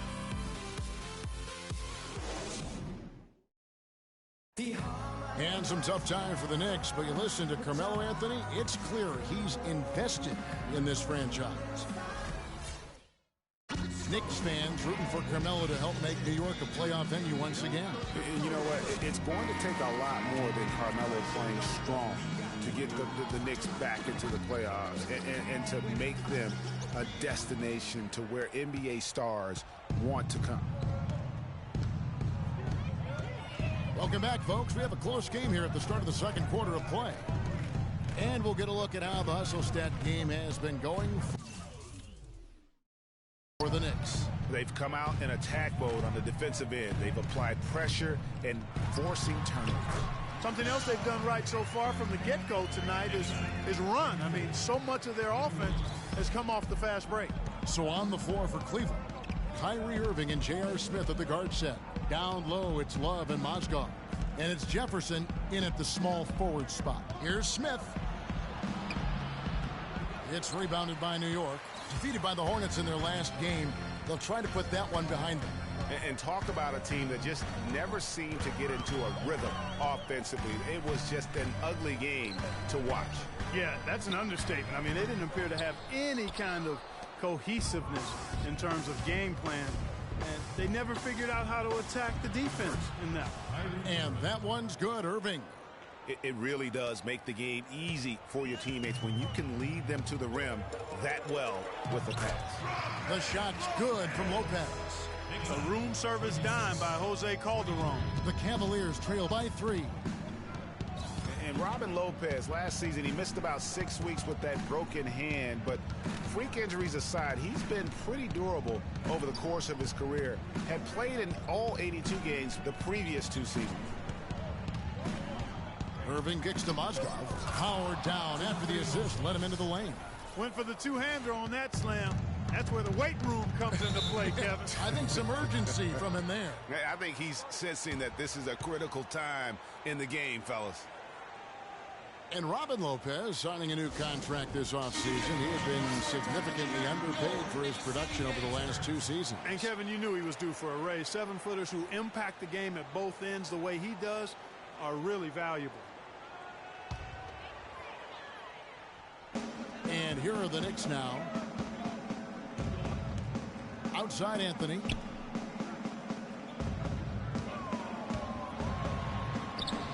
In it goes. That's his 3rd bucket. He's missed 5 so far. How about the way he's able to angle his body to shield the big fella off? and still get the finish. You've got to be clever with your sleight of hand when you get inside and try to finish against the bigger guys. And he made it look easy that time. That is some tough defense there against one of the better finishers in our game. Jefferson's shot is off. The Knicks leading by 3. Here's a follow. Here's Porzingis. Somehow ignores the tight D and gets the layup. Porzingis has got 8 points. And they're beginning to just flat out fall apart defensively right now, especially on the interior. Yeah, and that's 4 straight field goals now, Greg, they've allowed from point-blank range. Can't happen. Most any NBA player can make you pay when you leave them that wide open. That's why you have to stay alert on defense. There's the pick. Calderon against Smith. Pulls up. High post. And that one's good. And the Knicks lead by 4. Perfect screen there. Set him up with a terrific look. Yeah, I like the fact that the setup was good, the screen was solid, but you also have to look at the fact that the defender didn't do his job as well as he could have. Irving against Calderon. Irving attacking. 4 on the shot clock. For 3, Love. It's hauled in by Porzingis. For New York, they've gone 5 of 8 from the floor here in the second quarter. Over 60% shooting. A follow the pass to Porzingis. Calderon has the open look. And the 3 off target. He certainly didn't take advantage of the poor defense, but they can't count on him to continue missing. I tell you what, I think he'd be happy if he can continue to get looks like that. I tell you what, that's just a major unforced error right there, guys. My goodness. New York leading by 4. He feeds it to Afflalo.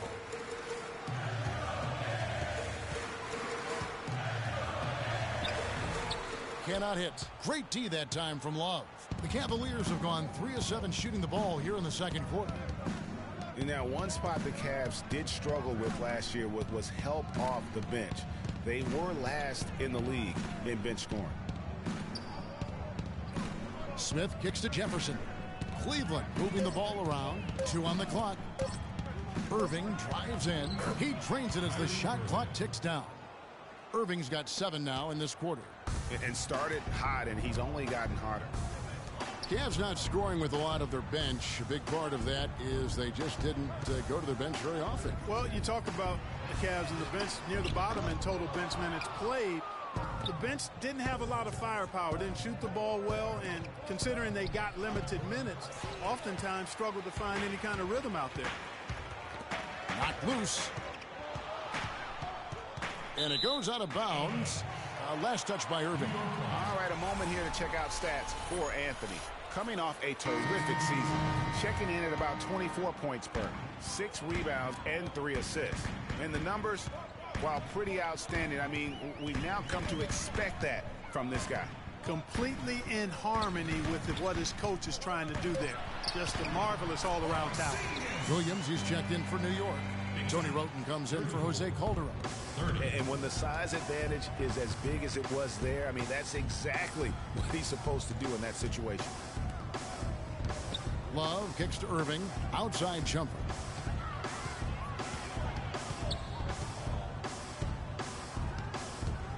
The shot buries the 20-footer.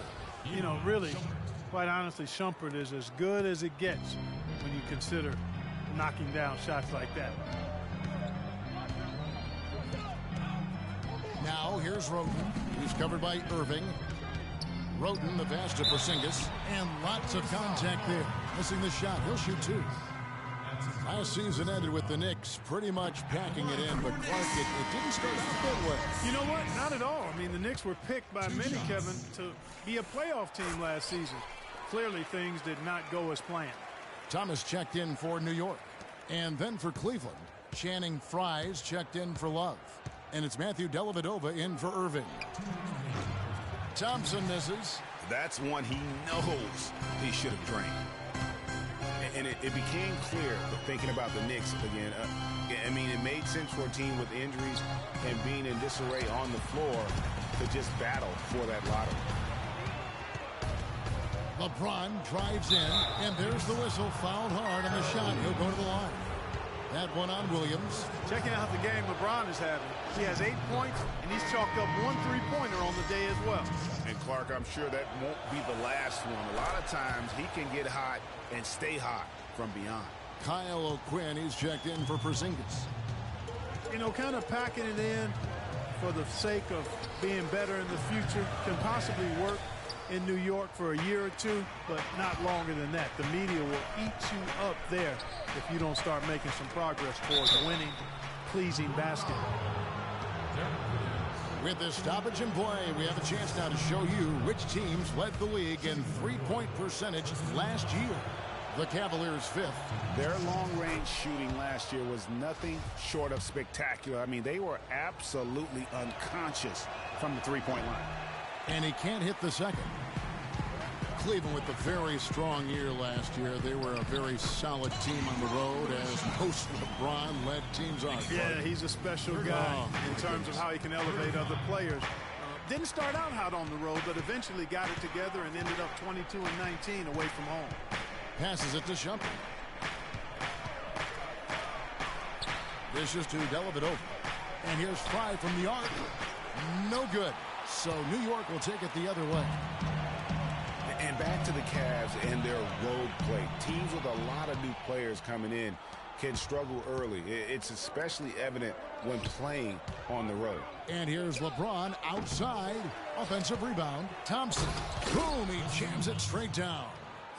And guys, that's his game. I mean, battling in the paint and cashing in on those second chance opportunities. And Greg cashing in hard. I mean, man, oh man, he puts an exclamation point on that dunk. Yes. Guys, that's the only way he knows how to do it. Soft, I don't even think is in his vocabulary. And that's why it's so important to really be a good screening team. You get a lot of open looks from it. Just 1 second between the shot clock and game clock, and he gets the bucket. Boy, you got to love that assist by LeBron. Now, here's Roten. He's got 6. Here's O'Quinn, and the layup's good off the glass. O'Quinn's got his second basket of the game. And, guys, they continue to put a lot of pressure on the interior defenders with the way they work down low. It's becoming a theme in this game, Clark. They are piling up the points in the paint. And No Carmelo after. It's the 2K Sports Halftime Show.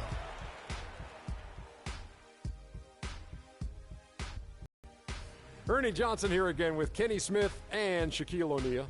For the Knicks, the first quarter was pretty even.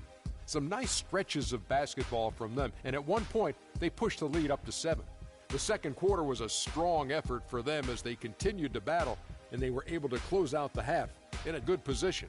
Taking a look at the Knicks, Kenny, what'd you think? Well, they forced their way to some easy buckets, aggressive. And that'll do it for now as the second half of our game is about to get underway. Kevin Harlan has the call.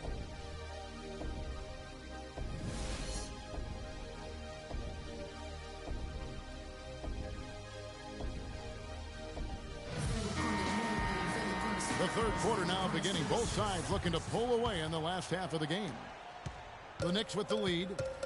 Tony Roten out there with a foul. Then it's Anthony. Then there's Robin Lopez. And it's Porzingis in at the 4. That's the 5 for New York right now. Irving dishes to Love. No one near Smith as he lets it go. That's in there. Love with the assist.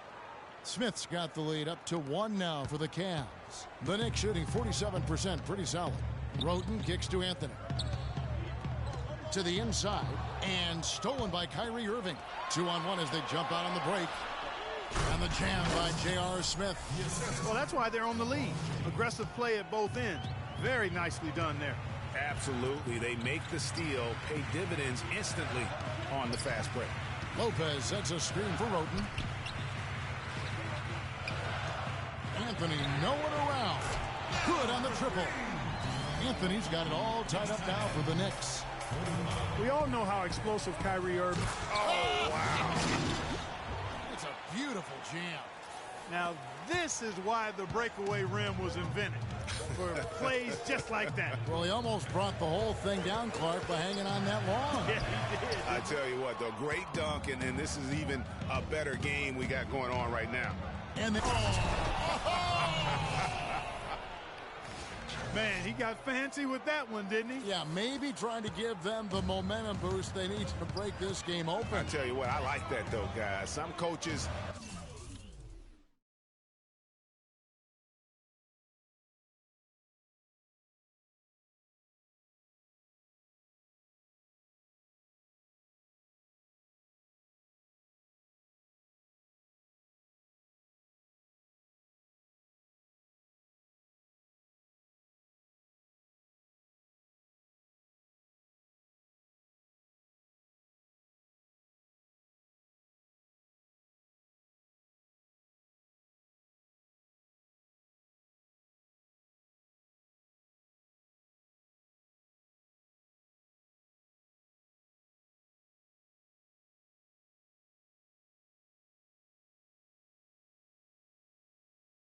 might not want you to make a play like that, but I tell you what, when you got the skills like that, I say go for it. You got to love the big bucket in the paint in this sort of grinded-out physical game. That's the kind of look they can continue to go with. Maybe that'll help them create some separation on the scoreboard. Smith against Afflalo.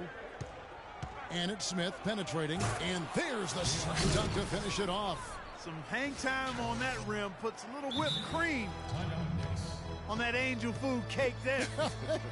It's a tight ball game, and those displays of strength, Clark, can get one team rolling. Agreed. And also the other on its heels. Let's see how this one turns out. Jose Calderon, he's checked in for New York. Knicks trail by 4. Now Roten, he's got 6. Rebound Love. And not a night he's going to want to remember, just not really able to score the basketball. Irving with the ball. And Roten picks him up defensively. Irving kicks to James. Back to Irving. 5 to shoot. The 3. Rebounded by Anthony. Anthony's got his 4th rebound with that last one here tonight. And it's Kevin Love with the foul. That's his 3rd foul of the game.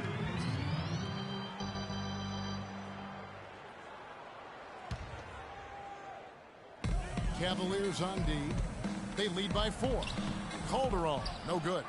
And fancy finishes like that look great, but man, it's embarrassing when you blow them. No one near James as he lets it go. Great look there, but off target.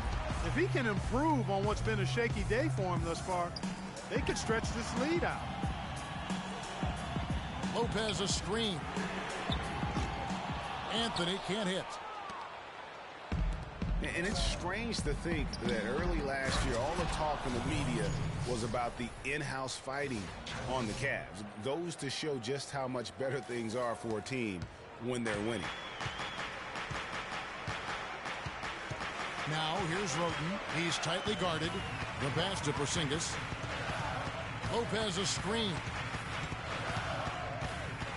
To the middle and stolen by LeBron.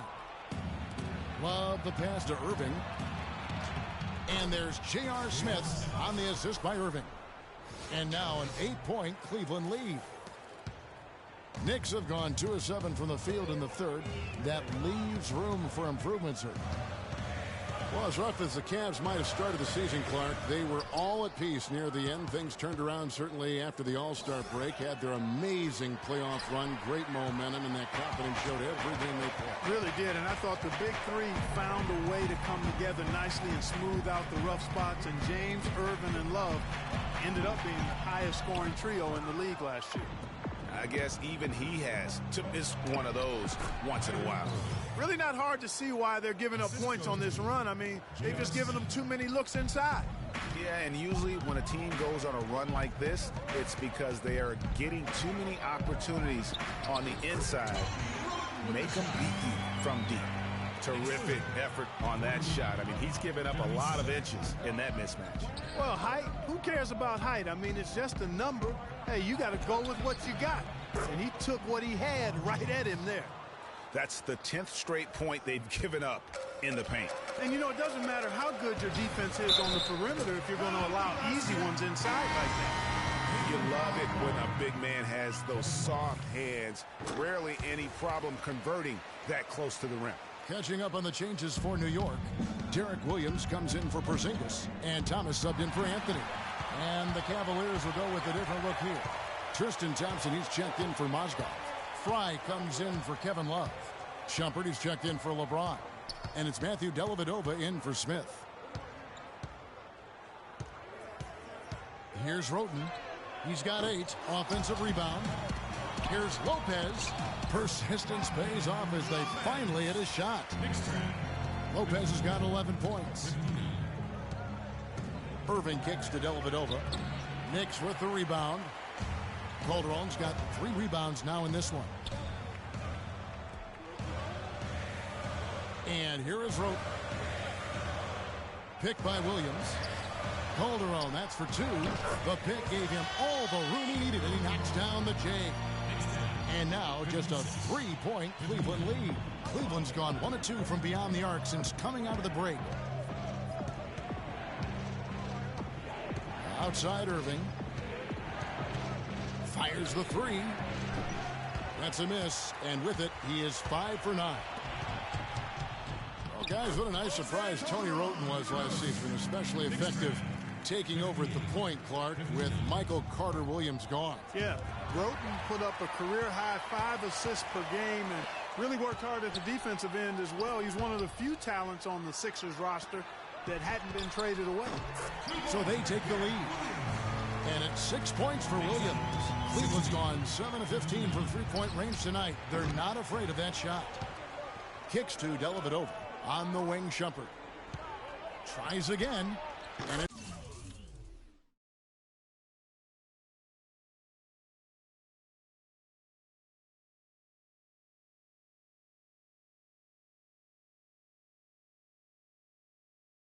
it's good. Assisting on the play was Dellavedova. 9 points for Iman Shumpert. And not even 3/4 out of the way. So many lead changes. One heck of a game. I mean, guys, this has been outstanding in terms of the effort that both sides have been able to put on. I'm looking over there at Greg. He's enjoying every second of it, Yes, Clark. it is. Yeah. Listen, the fans, guys, are getting their money's worth. Heck, I should have paid to watch this one. It's been a nail-biter. Kyle Quinn is checked in for New York. Flalo comes in for Jose Calderon. And a switch here also for Cleveland. Richard Jefferson. He's checked in for Kyrie Irving. Thompson dishes to Shumpert. Back to Thompson. Feeds it to Shumpert. Here's Dellavedova. He's guarded by Flalo. The drive by Shumpert. Outside for Jefferson. 3 on the clock. That's a 2 from Dellavedova. It's rebounded by New York. The game has been very close in a lot of areas, but rebounding has been the one differentiator thus far. And, Greg, we've seen it time and time again in games. Effort and determination on the glass can make up for a lot of other weaknesses. And Thompson kicks to Fry. And it's thrown down hard with both hands. How about that fantastic finish and the aggressive move, too, Kevin? Trying to send a message, Clark, with that slam, I think. And I'm not sure if it was text or email, but he definitely threw that one down.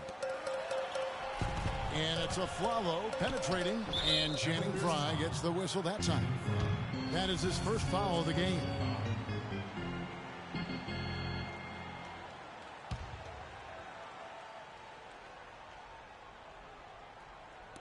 Nine seconds left in the third.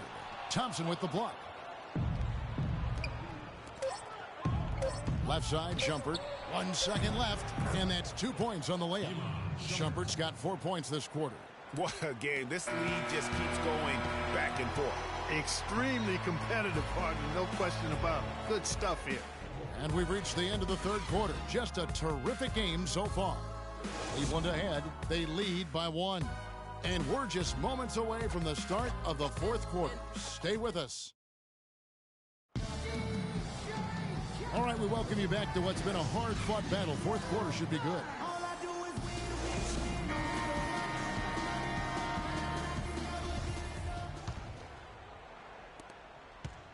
Cavaliers leading.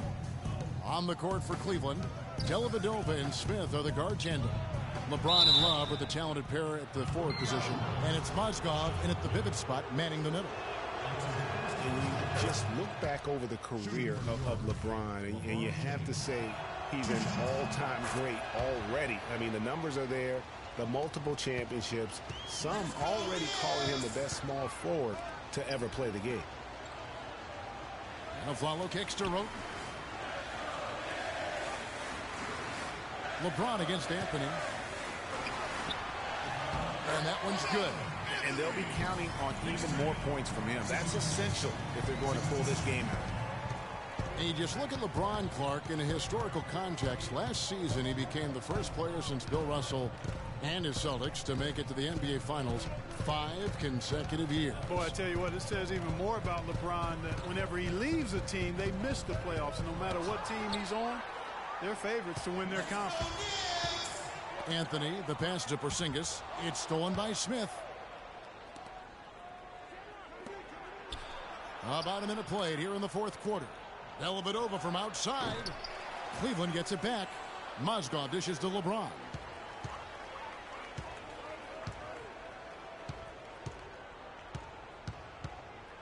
Knocks it loose. So he gets the whistle. Contact on the way up, and 2 shots coming up. And the thing about LeBron James, he's really done a nice job of reshaping his game over the years. I mean, every veteran goes through losing a little speed and quickness. The great ones compensate by getting stronger and more physically imposing, not to mention also their basketball IQ grows as well, just as has been the case for LeBron. Here's Porzingis. He dishes it to Anthony. And a follow wide open. He shoots. Here's Porzingis. And count it. 2 points with a chance for one more at the free throw line. And really at this stage of the game, to get those kinds of offensive rebounds for putbacks, you almost feel like it's a 4-point swing. We're talking about the strength of LeBron now. We saw Michael Jordan do this too. They paid a lot of attention to the body as they got older, and thus they became more sculpted. They looked more physical. Exactly. Leaned up and altered their games a bit. Not nearly as high-flying, but just as potent and as effective. And it's out of bounds to New York. They'll retain possession. And really no choice but to lunge for that pass to make sure it didn't get through. Yeah, and that was important. Probably would have been a quick 2 points if he doesn't get a hand on it and knock it out of bounds. And a follow kicks to Anthony. Great D that time from LeBron. Well, he gets it in close, but you have to credit that stifling defense for forcing the miss. Exactly, Greg. I mean, defense like that really increases the degree of difficulty on that shot by a large amount. One made 3 for him for the game. Does he focus closer in? Let's see. How many times have we seen a possession like that from them today, ending with a basket coming off a pretty pass? Well, when you look at the assist totals, heck, they've been clearly the better team. Nice shot by Porzingis. Back at you. I mean, they immediately get those 3 points back. Trading spray guns from long range. Trading blows from behind the arc. Back to LeBron. Irving passes to James. In the corner, Smith with it. Just 5 to shoot. Here's Irving. A tad short, but it's good off the front iron. Big shot. As soon as he got an opening, boy, did he let it fly.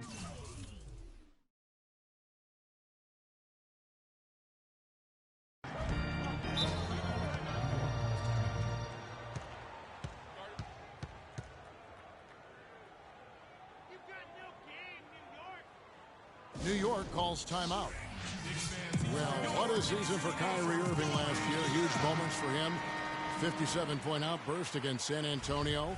That was a new franchise record for the Cavs. I think a lot of it was finally being able to play with other All-Stars, quite honestly, Kevin. But you can't discount the work Irving put into the offseason to be ready for the regular season. Doris Burke has an update for us. Doris?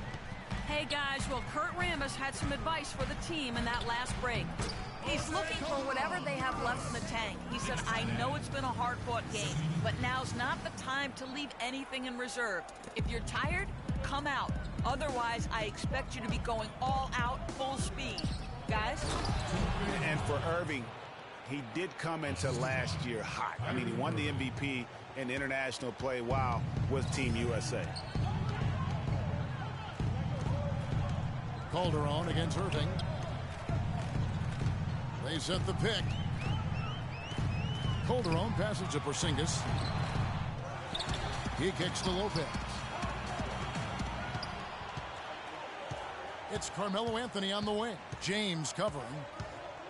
To the inside. Porzingis. That one falls coming off Anthony's feet. Porzingis has got it all tied up now for the Knicks. And for Kyrie, taking home the MVP and a Team USA tourney like that, it's a huge ego boost. I mean, of all the stars on that team, he shined the brightest, and I think that's going to help his confidence for this year. James kicks to Mozgov, and he finishes it off with a one-handed jam. He is an automatic finisher when he gets into that area. You know, he picks the simple one-handed stuff to get the 2 points. Yeah, and in a close game, though, guys, those could be really important points.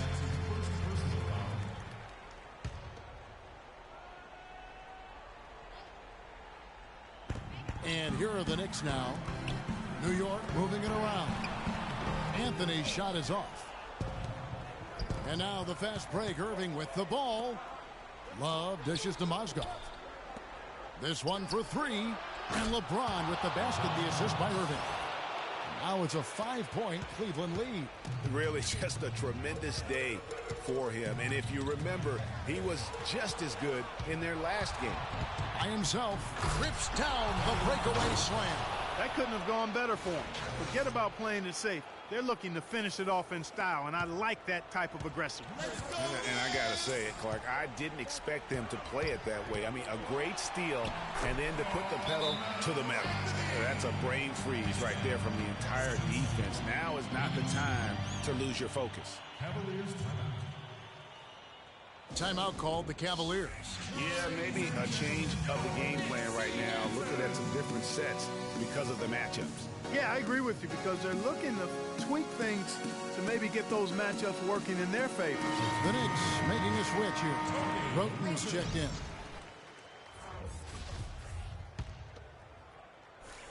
The Cavaliers leading by 5. James outside. Outside Irving. There's the dish to Smith. The drive by James. No luck. Good D by Lopez. It has not been an easy quarter for him, at least offensively speaking. Here's Anthony. Plenty of space. Anthony missing again. Cleveland's gotten off 4 3-pointers in the final quarter. Oh! It's not possible what we just said. Clark, is that possible? Not probable, but it is possible, partner. It is possible. And think about it, guys. That's one of the few guys in the entire league who can pull off something like that. Time call here. The Knicks decide to talk it over. Look at LeBron James. He's really been playing well. He's really taking it to him inside. They got to find a way to slow him down.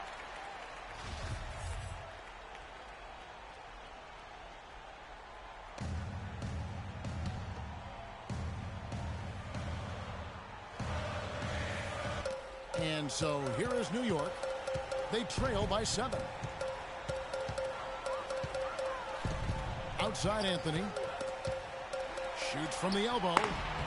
And it's Anthony again missing.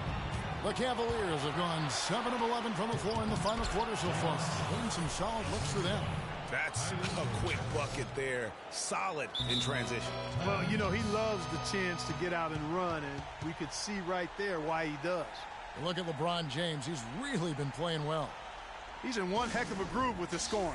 They're going to talk it over and try to figure out how to slow him down. Time call here. The Knicks decide to talk it over. They're trailing by 9. A minute 42 left in the fourth quarter of this one.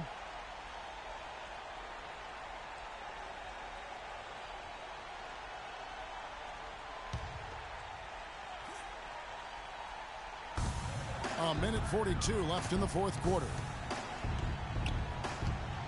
Anthony drives in. Good D from Love.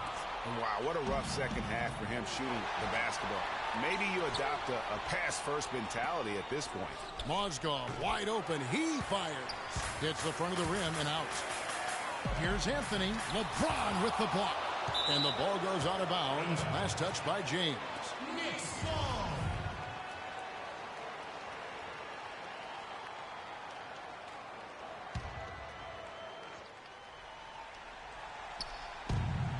We've got 1:18 left in the fourth quarter. The feed now to Carmelo. Goes back up. And a foul on the shot. He'll go to the stripe for 2. Wow, this game just a commanding performance for Lopez. He has 11 points and a block. The motor on this guy is amazing. Completely revved up. He's been everywhere today. And it's hard to say which has influenced the game more, really, his offense or his D. I mean, take your pick. Cleveland leading by 7. Taken away by Anthony. Here's a Flalo. Rebound by Smith. High-quality shot. Just a little off there with the release. And, Greg, that has him S-H-H-ing, shaking his head. Tough miss that time.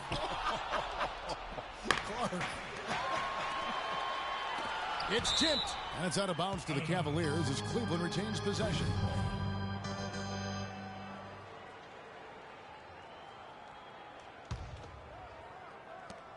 There's 45 seconds left to play in the final quarter. The drive by James, and that one's good. And the Cavaliers lead by 9. He's so tough to guard. He can fake you one way and then just spin right by you. Here's Anthony, and the rejection by James. They recover it. The shot's good from Lopez. Here's Irving.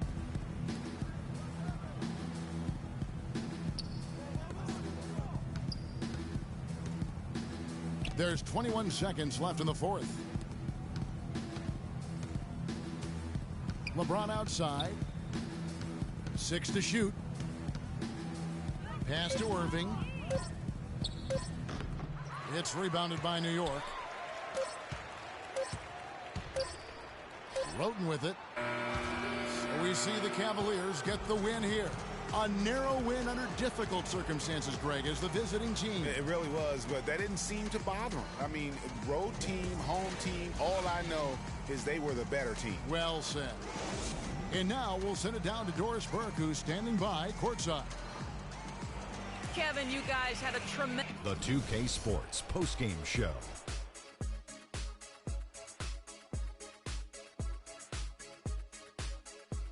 Hi again, everybody. This is Ernie Johnson, joined by Shaquille O'Neal and Kenny the Jet Smith. Time now to present our Jordan Player of the Game, LeBron James. The entire second half was just phenomenal. You could see there was no way he was going to let them lose. There's no doubt about it. This guy is a leader. He was in attack mode all night, calling for it and delivering in some big, big plays and baskets. His point total shows everything that I'm talking about. The defense was like, what am I going to do? And he was like, nothing, because I'm toying with you. There was nothing they could do to slow him down. And that'll do it for our broadcast tonight. Hope you enjoy.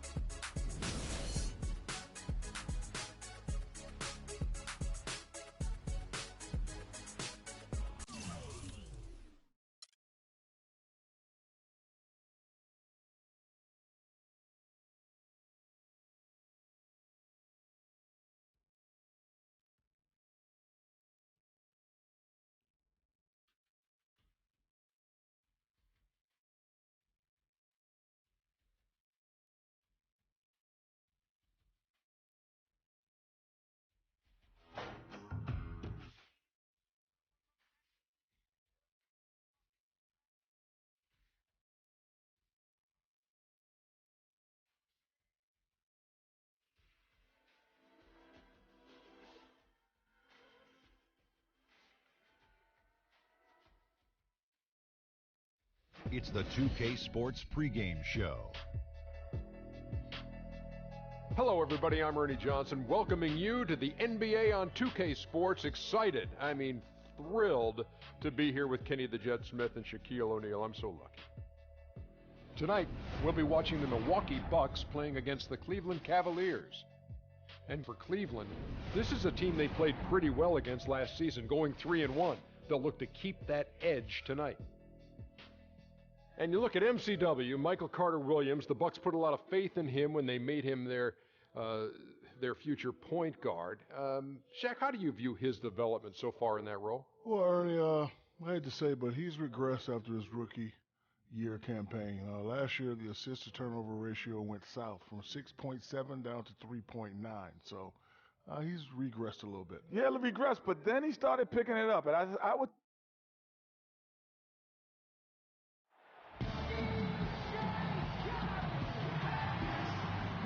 Welcome, everyone, to this 2K Sports broadcast live in Milwaukee at BMO Harris Bradley Center. The Cleveland Cavaliers coming to this one after a win against the Knicks in New York.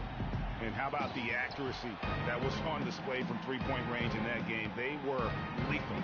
Yeah, splashing those threes as they did really allowed them to continuously deflate that crowd and keep them at bay.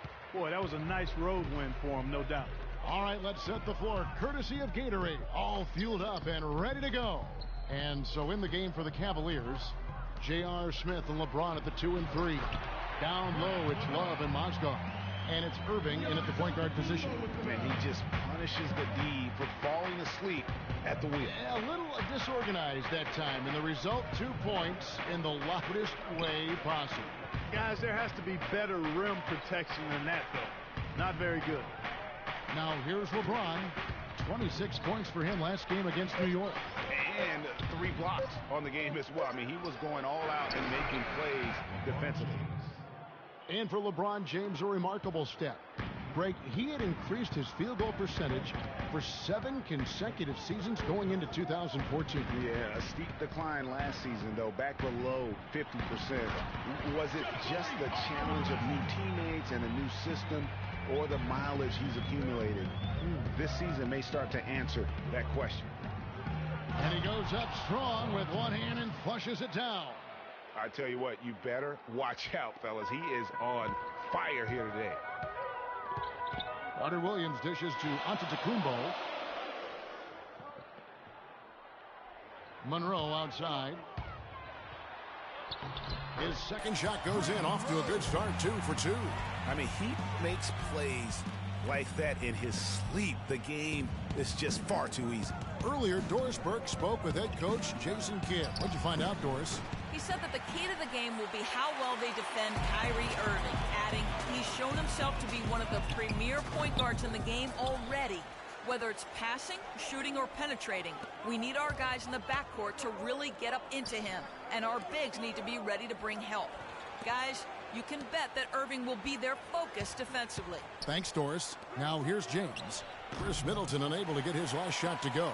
Hey, they got the shot they wanted off of that pick, but it just doesn't fall. Yeah, it didn't go down, but you'll take that shot every single time, Greg. That's good offense. Boy, I tell you what, guys, he's an extremely strong finisher. I'm surprised he wasn't able to power that through the defense. Very dangerous to leave a guy like that open. Lucky break there for the D. And it's Carter-Williams, that time on the assist from Antetokounmpo.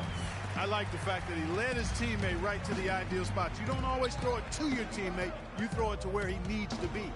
The drive by James takes it into the teeth of the D and converts the layup.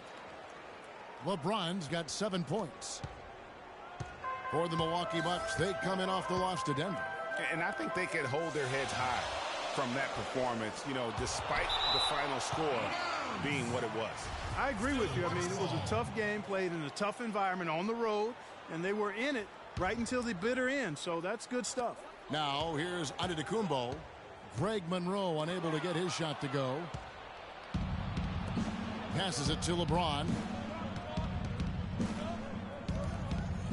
Outside Irving. Smith kicks to James. The shot from 20 feet away. It's good. The assist that time from Smith. 9 points for LeBron. No doubt about the consistency when it comes to scoring the basketball for him tonight. A real nice lift for their offense. Antetokounmpo can't get it to go. The Cavaliers leading by himself. Whoa! Excellent work there in transition. Yeah, I think it's always better to go early in transition, to attack when it's there, because oftentimes you can beat the defense down the floor. That was a nice replay brought to you by Kia. And that one's good. Parker.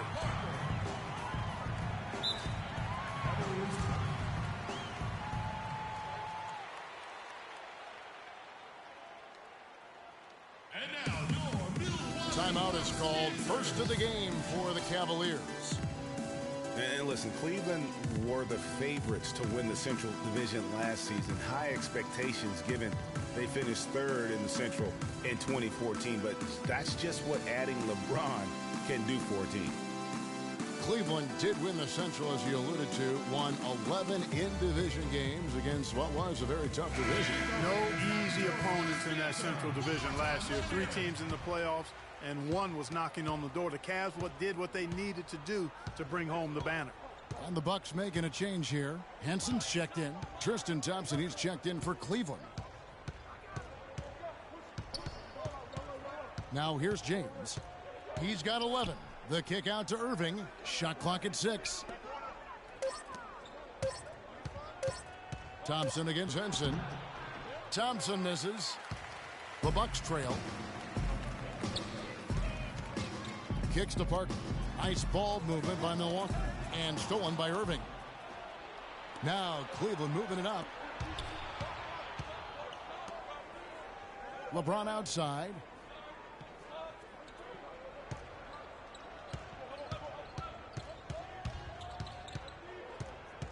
Back to Irving. Just 5 on the clock.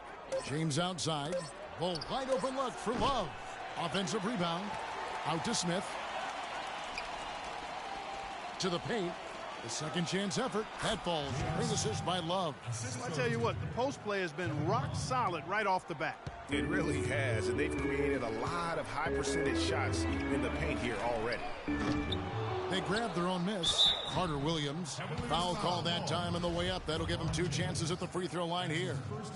And a moment to look at the scoring approach in terms of where the points are coming from for Cleveland. Fellas, they're passing the ball the way you're supposed to here in this first half. Something else they've been able to do so far tonight is earn those tough points in the paint. Miles Plumlee's checked in for the Bucks. Bayless comes in for Chris Middleton. Then for the Cavaliers, Channing Frye's checked in for Love. Amon Shumpert has come in for LeBron. And it's Matthew Dellavedova in for Smith. And here is Carter Williams. Following the three-pointer by Kyrie Irving. Antetokounmpo passes to Plumlee, and the layup's good off the glass. Nice pass. He got the ball right into his teammate's shooting pocket. On time and on target. Nobody near Irving. Again, Irving missing. And guys, the Greek Freak really improved his numbers across the board last season. Giannis was up in every measurable category except three-point percentage. He's really improved his shooting, though, overall. The three ball still eludes him a little bit here and there. But what I like, Kevin, is his aggressiveness. That's what's making the difference in his game right now. And here are the Cavaliers now, following the bucket by the Bucks. And Fry slams it in. Tell you what, he's not an easy guy to stop when he's got his sight on the rim. Never has been, never will be. He is a determined finisher. Did he just go chop there with that one-hand tomahawk slam? Here's Antetokounmpo following the score by Cleveland. And the shot is good. Boy, this game is off to a flying start. Yeah, we're seeing some high-octane offense from both sides in this one. It's all about Antetokounmpo. And Bayless with the basket, the assist from Carter Williams. Bayless has got his second basket of the night. And both teams trading punches back and forth. This thing's like a heavyweight fight. The momentum swing, really impossible to keep track of. The energy in the building just keeps going back and forth, ebbing and flowing. I'm loving it. O.J. Mayo, he's checked in for Carter Williams. And Cleveland with a change here, too. Richard Jefferson, he's checked in for Kyrie Irving. Now the dish to Jefferson. Shumpert in the corner. Good on the three-point shot. Shumpert's got his first bucket of the game, and he's on the board for 3. Guys, 7 times the lead has changed hands here now. And we still aren't halfway through this contest yet.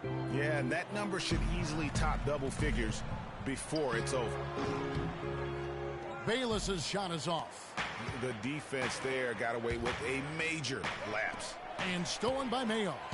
Fast break, Milwaukee. Mayo's running, and he lays it up and in. Mayo's got the game tied up here for the Bucks. Cleveland's gone 3 of 6, 50% from deep so far tonight. And here's Fry from the arc. Plumlee with the rebound. Bayless dishes to Mayo. From about 16. Here's Plumlee. He knocks it down, but wait a minute. The officials are getting together. They may want to review this one. And indeed, they're going to look at it again. They need to be certain he beat the buzzer.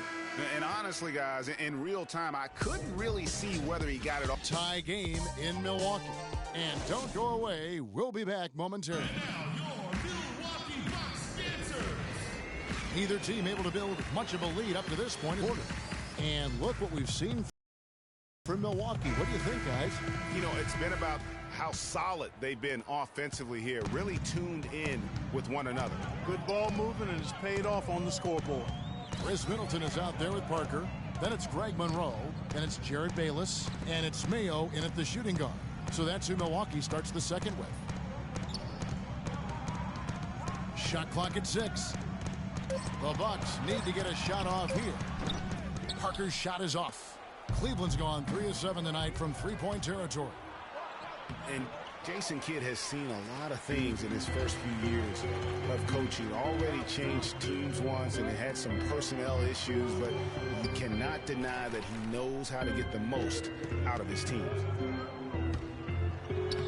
Plays it up and banks it in. Parker's got the first points up on the board here in the second quarter for the Bucks. Cavaliers trailing. The feed now to James. J.R. Smith on the wing. Yes, it's James picking up the assist. And with Kidd, the results on the floor, Greg, speak for themselves. He knows what he wants out of his players, Clark, and he keeps them accountable. And, you know, having that accountability is what made the Bucks so much better last season. Kidd is still a very young head coach. I tell you what, he's shown me a bright future in that capacity for himself. And the dunk by Smith. You can see the eye contact there. Gave a little nod and then burst to the rim for the alley-oop slam. No doubt, Clark. A pair of teammates with a terrific feel for each other out on the floor. And, guys, anytime it's real tight, you're looking for something that could be potentially a momentum builder. And that's exactly what that play looks to be. Boy, they keep hammering away at him inside, forcing that ball into the paint. Smash mouth basketball. And Clark, it's a strategy that has served them well during the course of this first half. You know, there's no better sign of how efficiently a team is operating than their assist numbers. And theirs are fantastic. Just beautiful when they play the game like this. Carter Williams, he's checked in for Milwaukee.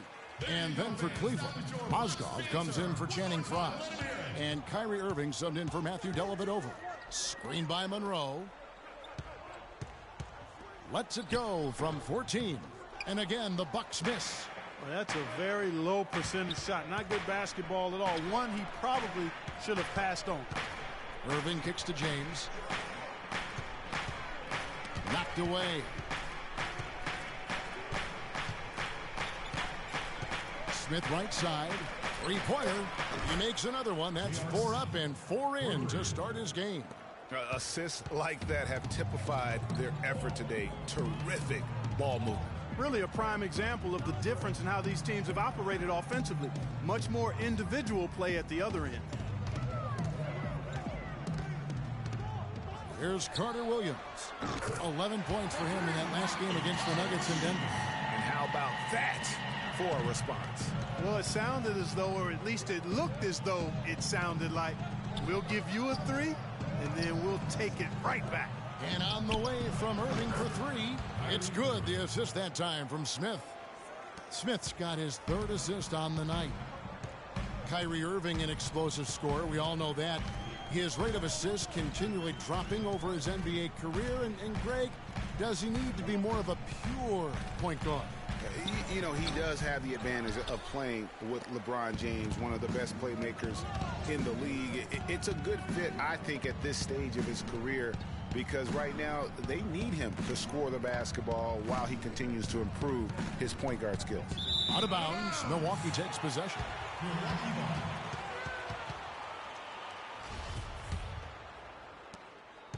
Bucks trail by 5. And there's the call on Kyrie Irving. That's his first foul. That's his first personal foul.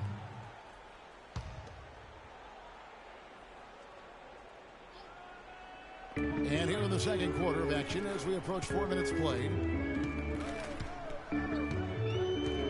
Irving against Carter Williams. Terrific design on the big play, and he lays it in. Carter Williams has got his third basket of the night. The second he got around the pick and shook his man, it was straight to the bucket for the easy deuce. Very, very well done. And they're going to count the bucket and send him to the line. It could be a three-point play. Really just a tremendous day for him. And if you remember, he was just as good in their last game. And Antetokounmpo's checked in for Milwaukee. And Middleton kicks to Antetokounmpo.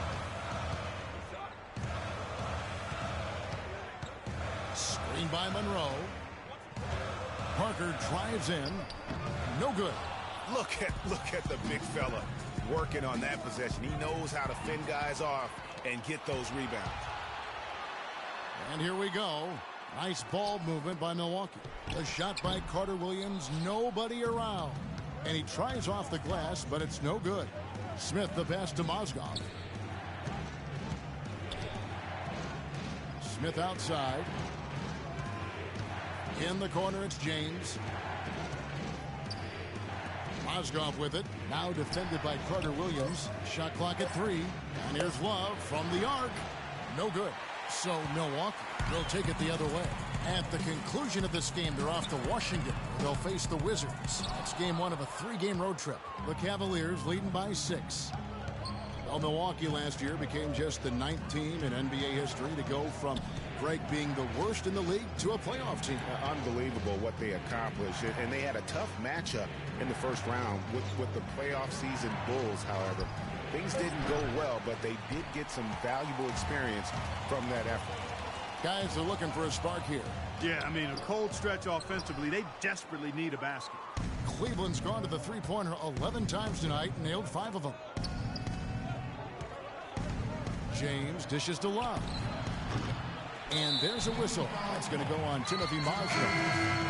That's his first foul. And the Bucks making a change here. Henson's checked in. Cleveland also making some changes. Thompson, he's checked in for Love. And it's Amon Shumpert in for Smith. Carter Williams kicks to Parker.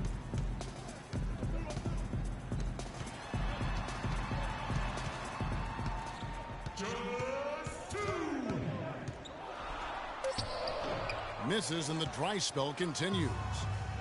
Well, as you said, guys, I mean, the Bucks struggled early in their series against the Bulls, but they got the momentum and forced a game 6, but then were blown out at home to end the series. Ended up losing by 54. That's right, 54. Wow. LeBron passes to Shumpert. Thompson dishes to LeBron. Back to Thompson. Takes a big height bounce and goes in. And the Cavaliers lead by 8. Excellent ball movement there, guys. And that's keyed this run. Passing it with purpose. The D hasn't been able to keep up. Antetokounmpo against LeBron. Antetokounmpo kicks to Parker. Shumpert passes to LeBron, pushing their lead to double digits. And as you said, the Bucks lost on their home floor. One thing about that series is the Bucks introduced their new logo. They gave away free playoff tickets to anyone that turned in their old red gear. It's not a bad deal in my book. Here's what Milwaukee's going with right now. Miles Plumlee comes in for Parker, and it's Mayo in for Chris Middleton. Richard Jefferson, he's checked in for LeBron. Plumlee with the screen. Antetokounmpo against Jefferson. Antetokounmpo dishes to Plumlee. Mayo kicks to Antetokounmpo. Looking to end the run, and he gets the bucket. Antetokounmpo's got his second bucket. The Cavaliers leading by 9. Jefferson kicks to Thompson. Pass to Dellavedova. Back to Thompson. Plumlee with the steal. 8-second difference between the shot clock and the game clock. Carter Williams, the pass to Antetokounmpo. Pass to Henson. Pulls up on the elbow, and he gets it to go. Just no chance for the smaller defender to block that shot. He's really, really good at using his size to free himself up for those mid-range jumpers. A master at it. On the wing, Shumpert. From deep. So we've reached the end. Kevin with LeBron. And now, the 2K Sports Halftime Show.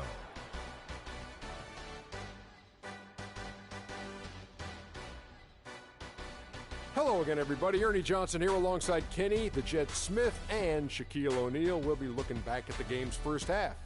LeBron James putting in some incredible work.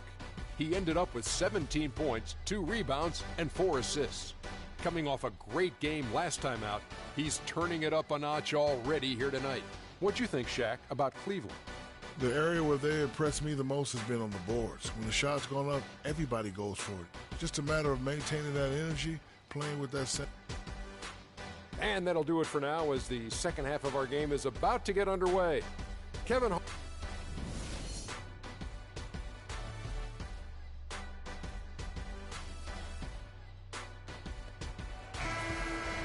And now the third quarter about to get going. An excellent game we've seen from LeBron. He's got 17 points, and he's been delivering a healthy dose of helpers, too. He really has, Clark. Always with his head up, looking to make the pass, trying to find the open man.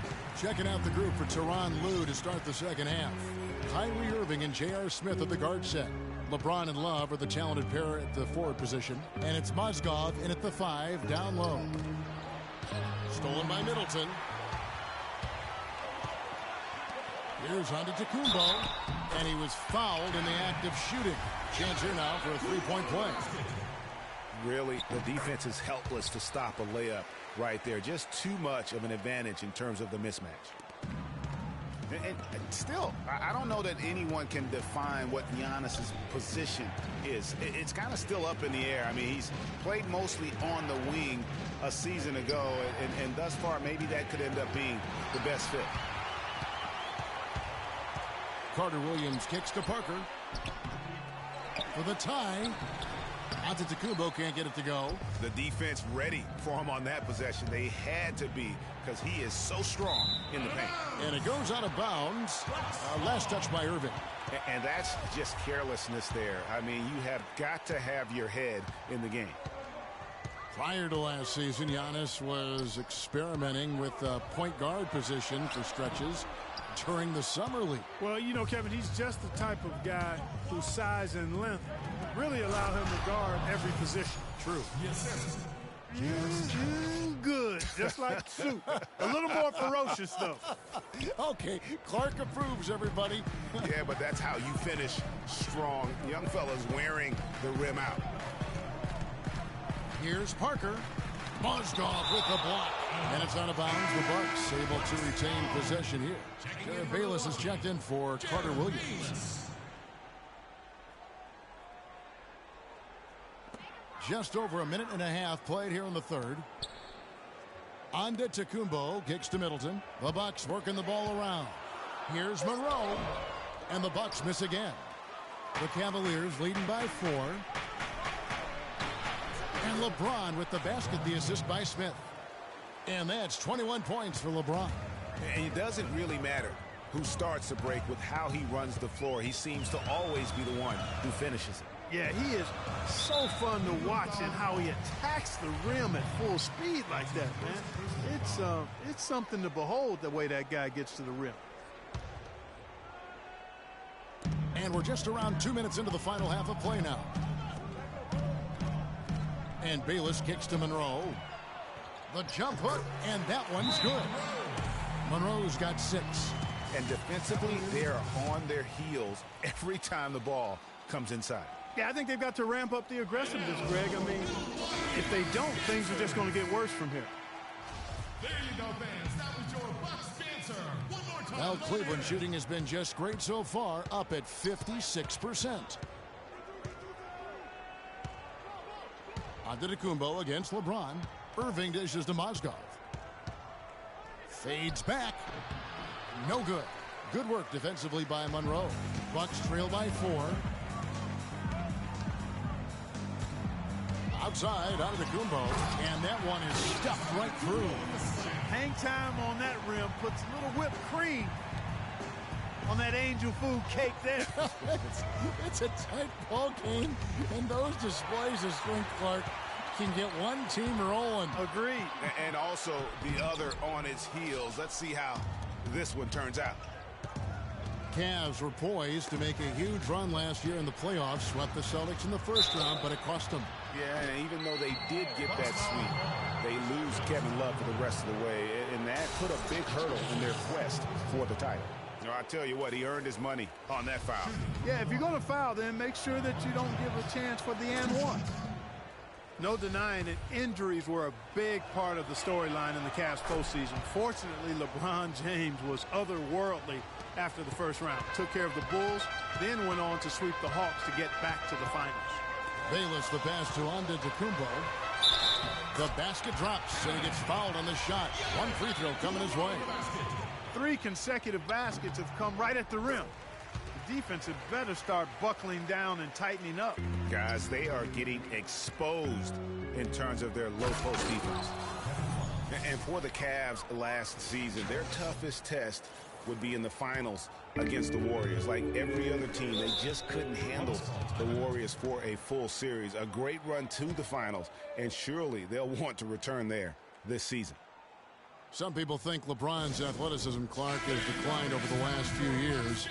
He might be the first to admit it. He still looks terrific, though. Well, he's, you know, that's a natural progression for any player, even if you are LeBron. But he's still an elite athlete by NBA standards. Here's Parker. And he was fouled on the way up. 2 free throws now for him. And remember the quote from LeBron on the subject. Obviously, I'm not the 18-year-old kid that I was before, but I can still do the things I need to be successful. And, you know, LeBron was just so far ahead of everyone in the league when he was young. I mean, even a LeBron who has lost a step is more athletic than 95% of our league. Mozgov kicks to LeBron.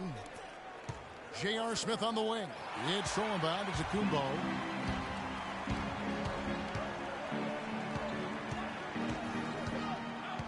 Bayless dishes to Antetokounmpo.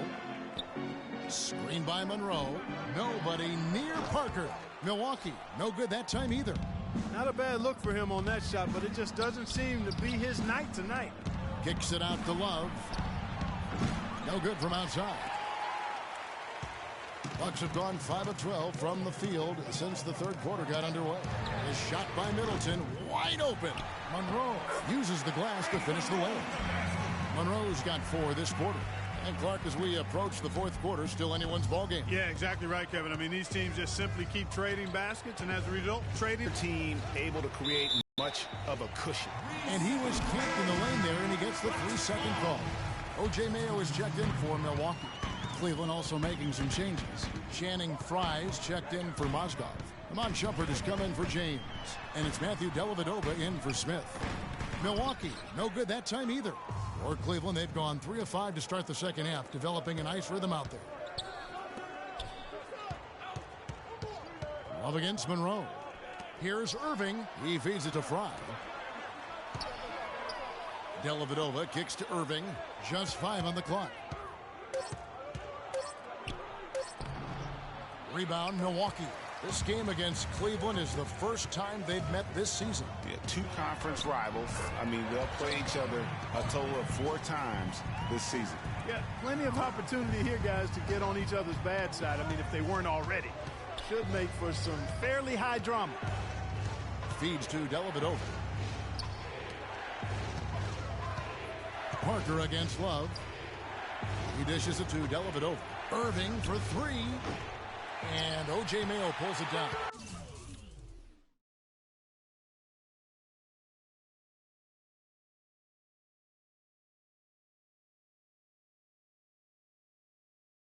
Their game plan needs to change if they're going to get out of this hole because he is just not there offensively.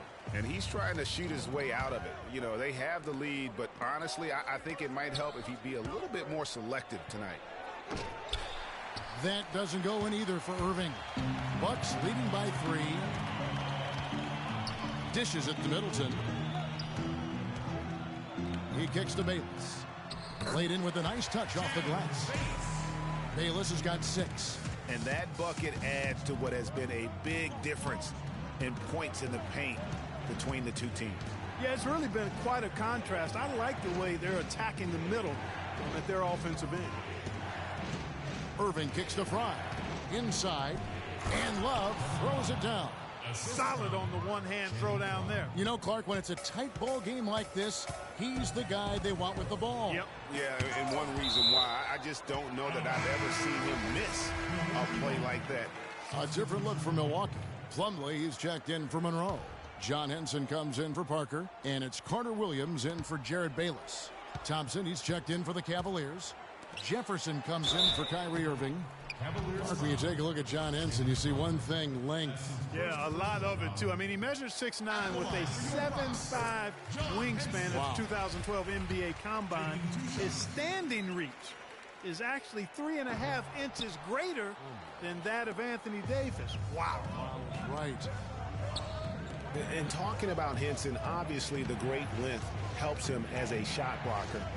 The young center is also very quick off his feet. He's averaged around 2.5 blocks a game over the past 2 seasons.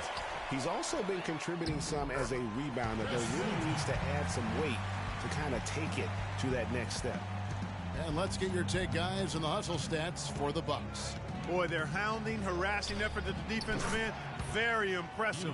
And they forced quite a few turnovers as a result. Yeah, and another thing, they've created a lot of turnovers, but they've also been able to convert when they've gotten out into transition. Getting back to Henson, last year was an odd one for him. I mean, he was starting. Then in February, he was benched in favor of Zaza Pachulia. That might be a hint to Henson that he needs to put a little more work into his game to maintain a place in the rotation. And good. Got the Ingles that time as it falls. Henson's got his second basket of the night. The Cavaliers trail by 5. 6-second difference between shot and game clock. And Shumpert kicks to Dellavedova. The screen from Thompson. Now the pass to Jefferson. At the elbow, it's Thompson. Cleveland needs to get a shot off here. And the shot clock expires. 24-second violation. That's just a foolish mistake right there, guys. Yeah, inexcusable. You just can't allow that to happen. That's tipped. Out of bounds. Cleveland will take possession.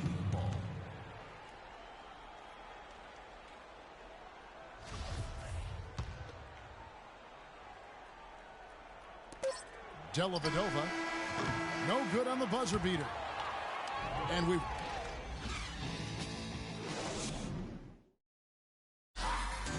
Joining us again as we get set for the fourth quarter. A terrific game so far. The Cavaliers trail by 5. Carter Williams is out there with Mayo. Then it's John Henson. And then there's Antetokounmpo. And it's Plumlee in at the 5, roaming the paint. That's the group for Milwaukee right now. Yeah, strong move there. Big points on that possession. In need of a bucket late. This is the guy you want to go to. Antetokounmpo with the ball.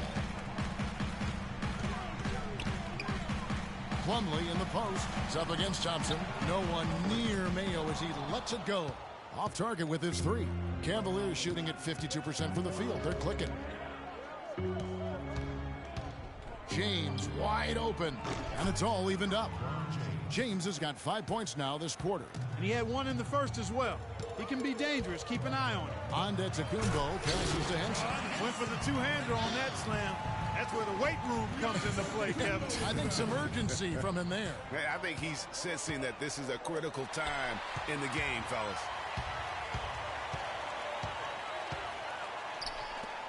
He dents the rim with a two-handed slam. Wow.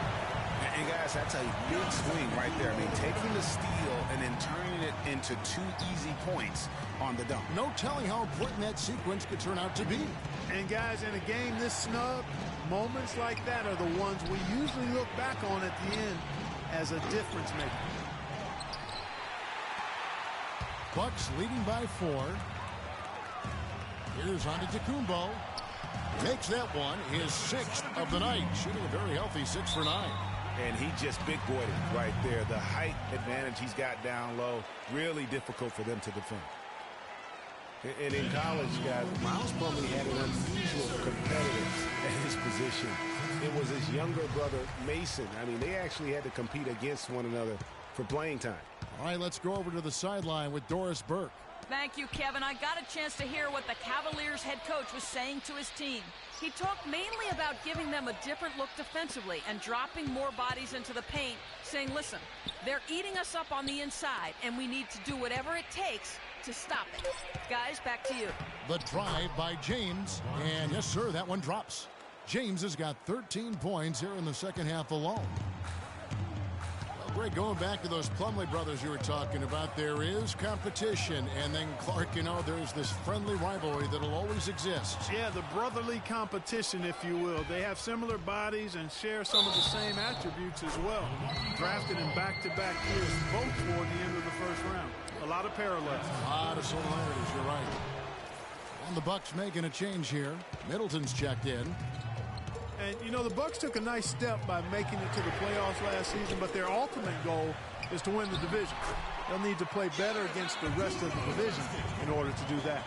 And you like to see since the half now, he's finally starting to come around. Carter Williams against Irving.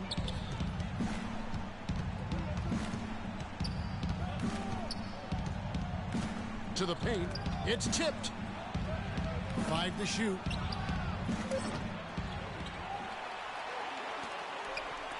And here's James outside. Rebound by Monroe. Monroe's got rebound number 5 here tonight. Greg, as you said, last year the Bucks didn't have the easy time against the rest of the Central Division. They only went 7-11 against them. And listen, anytime you have powerhouse teams in your division, every game means that much more. Not only for winning the division, but just staying in the playoff picture.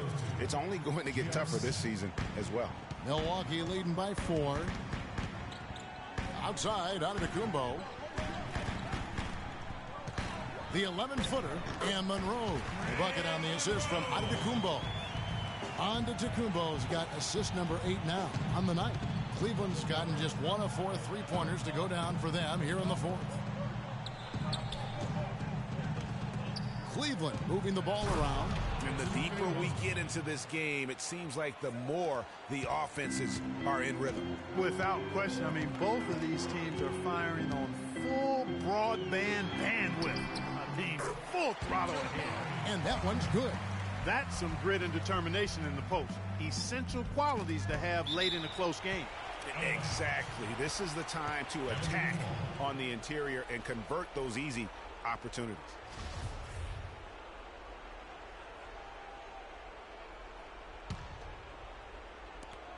Not watching the line there. That'll be a backcourt violation.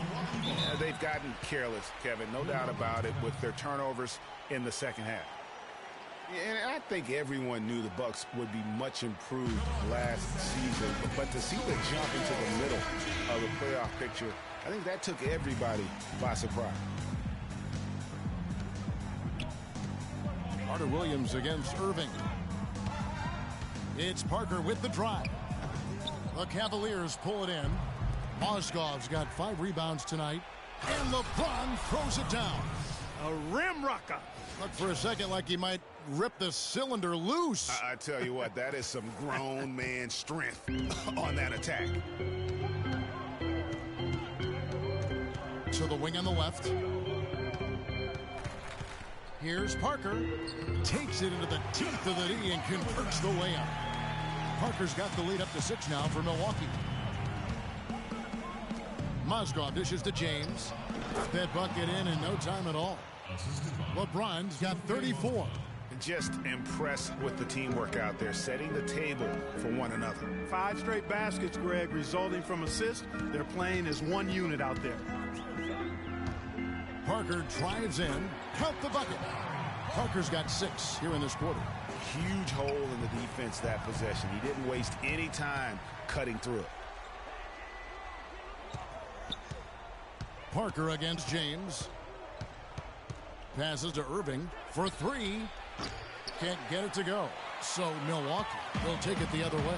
And it's the Bucks on the break. Here's Monroe. And off the left side of the rim. And it swirls in for him. And now an 8-point Bucks lead. Cavaliers have gotten exactly 2/3 of their shots to find the bottom of the net here in the fourth. 8 of 12. Love outside. Takes a 3. Shot no good. Good D by Parker. Bucks leading by 8. And it's the Bucks on the break. Carter Williams with the bucket. Just no resistance on the inside. That's their 5th consecutive make in the paint. And Greg, those looks they're allowing are almost automatic. James kicks to Smith. Back to LeBron. Parker against Love. For 3, Smith. Milwaukee with the rebound. Monroe's got 6 rebounds in the game. Down low and stolen by Love. Now Cleveland moving it up. He lobs up the alley-oop pass. Can't get it to go. You know, the alley-oop is a great play when it works, but boy, when it doesn't. Yeah, it can make you look silly. It embarrasses you. And we had a little silliness right there for sure. And this collapse we've seen by their interior defense, it's really the reason why they've struggled and are in such a hole. And when it comes to Michael Carter Williams, guys, I feel like people either love him or they don't buy him at all. I mean, he has the size, he's a good athlete, he plays hard, but he's also had some injuries, and he's been very inconsistent at times. Kept alive. Out to Smith. Will it go? And he gets it to go. And they came out smoking here from beyond. And Greg, as hot as they are from out there, absolutely no reason at all not to just keep letting them fly. Parker, a screen on LeBron. Antetokounmpo passes to Carter Williams. And a great assist by Antetokounmpo as that one goes in. Well, going back to Michael Carter Williams, he is a polarizing prospect. For example, Greg, and you played the position, he gives you a lot of assists, but he also averages over 4 turnovers a game. That was just last year. Yeah, that's true. And he gives you plenty of rebounds and steals as well. But sometimes the shot also, Kevin, not necessarily where you'd like it to be. At times he couldn't throw a rock in the ocean. This guy just really struggled. But the talent is there. It's just going to take some time for him to mature. And the jury's really still out on him.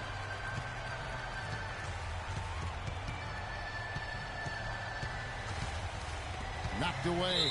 And the ball goes out of bounds. Last touch by Love. Substitution on the court.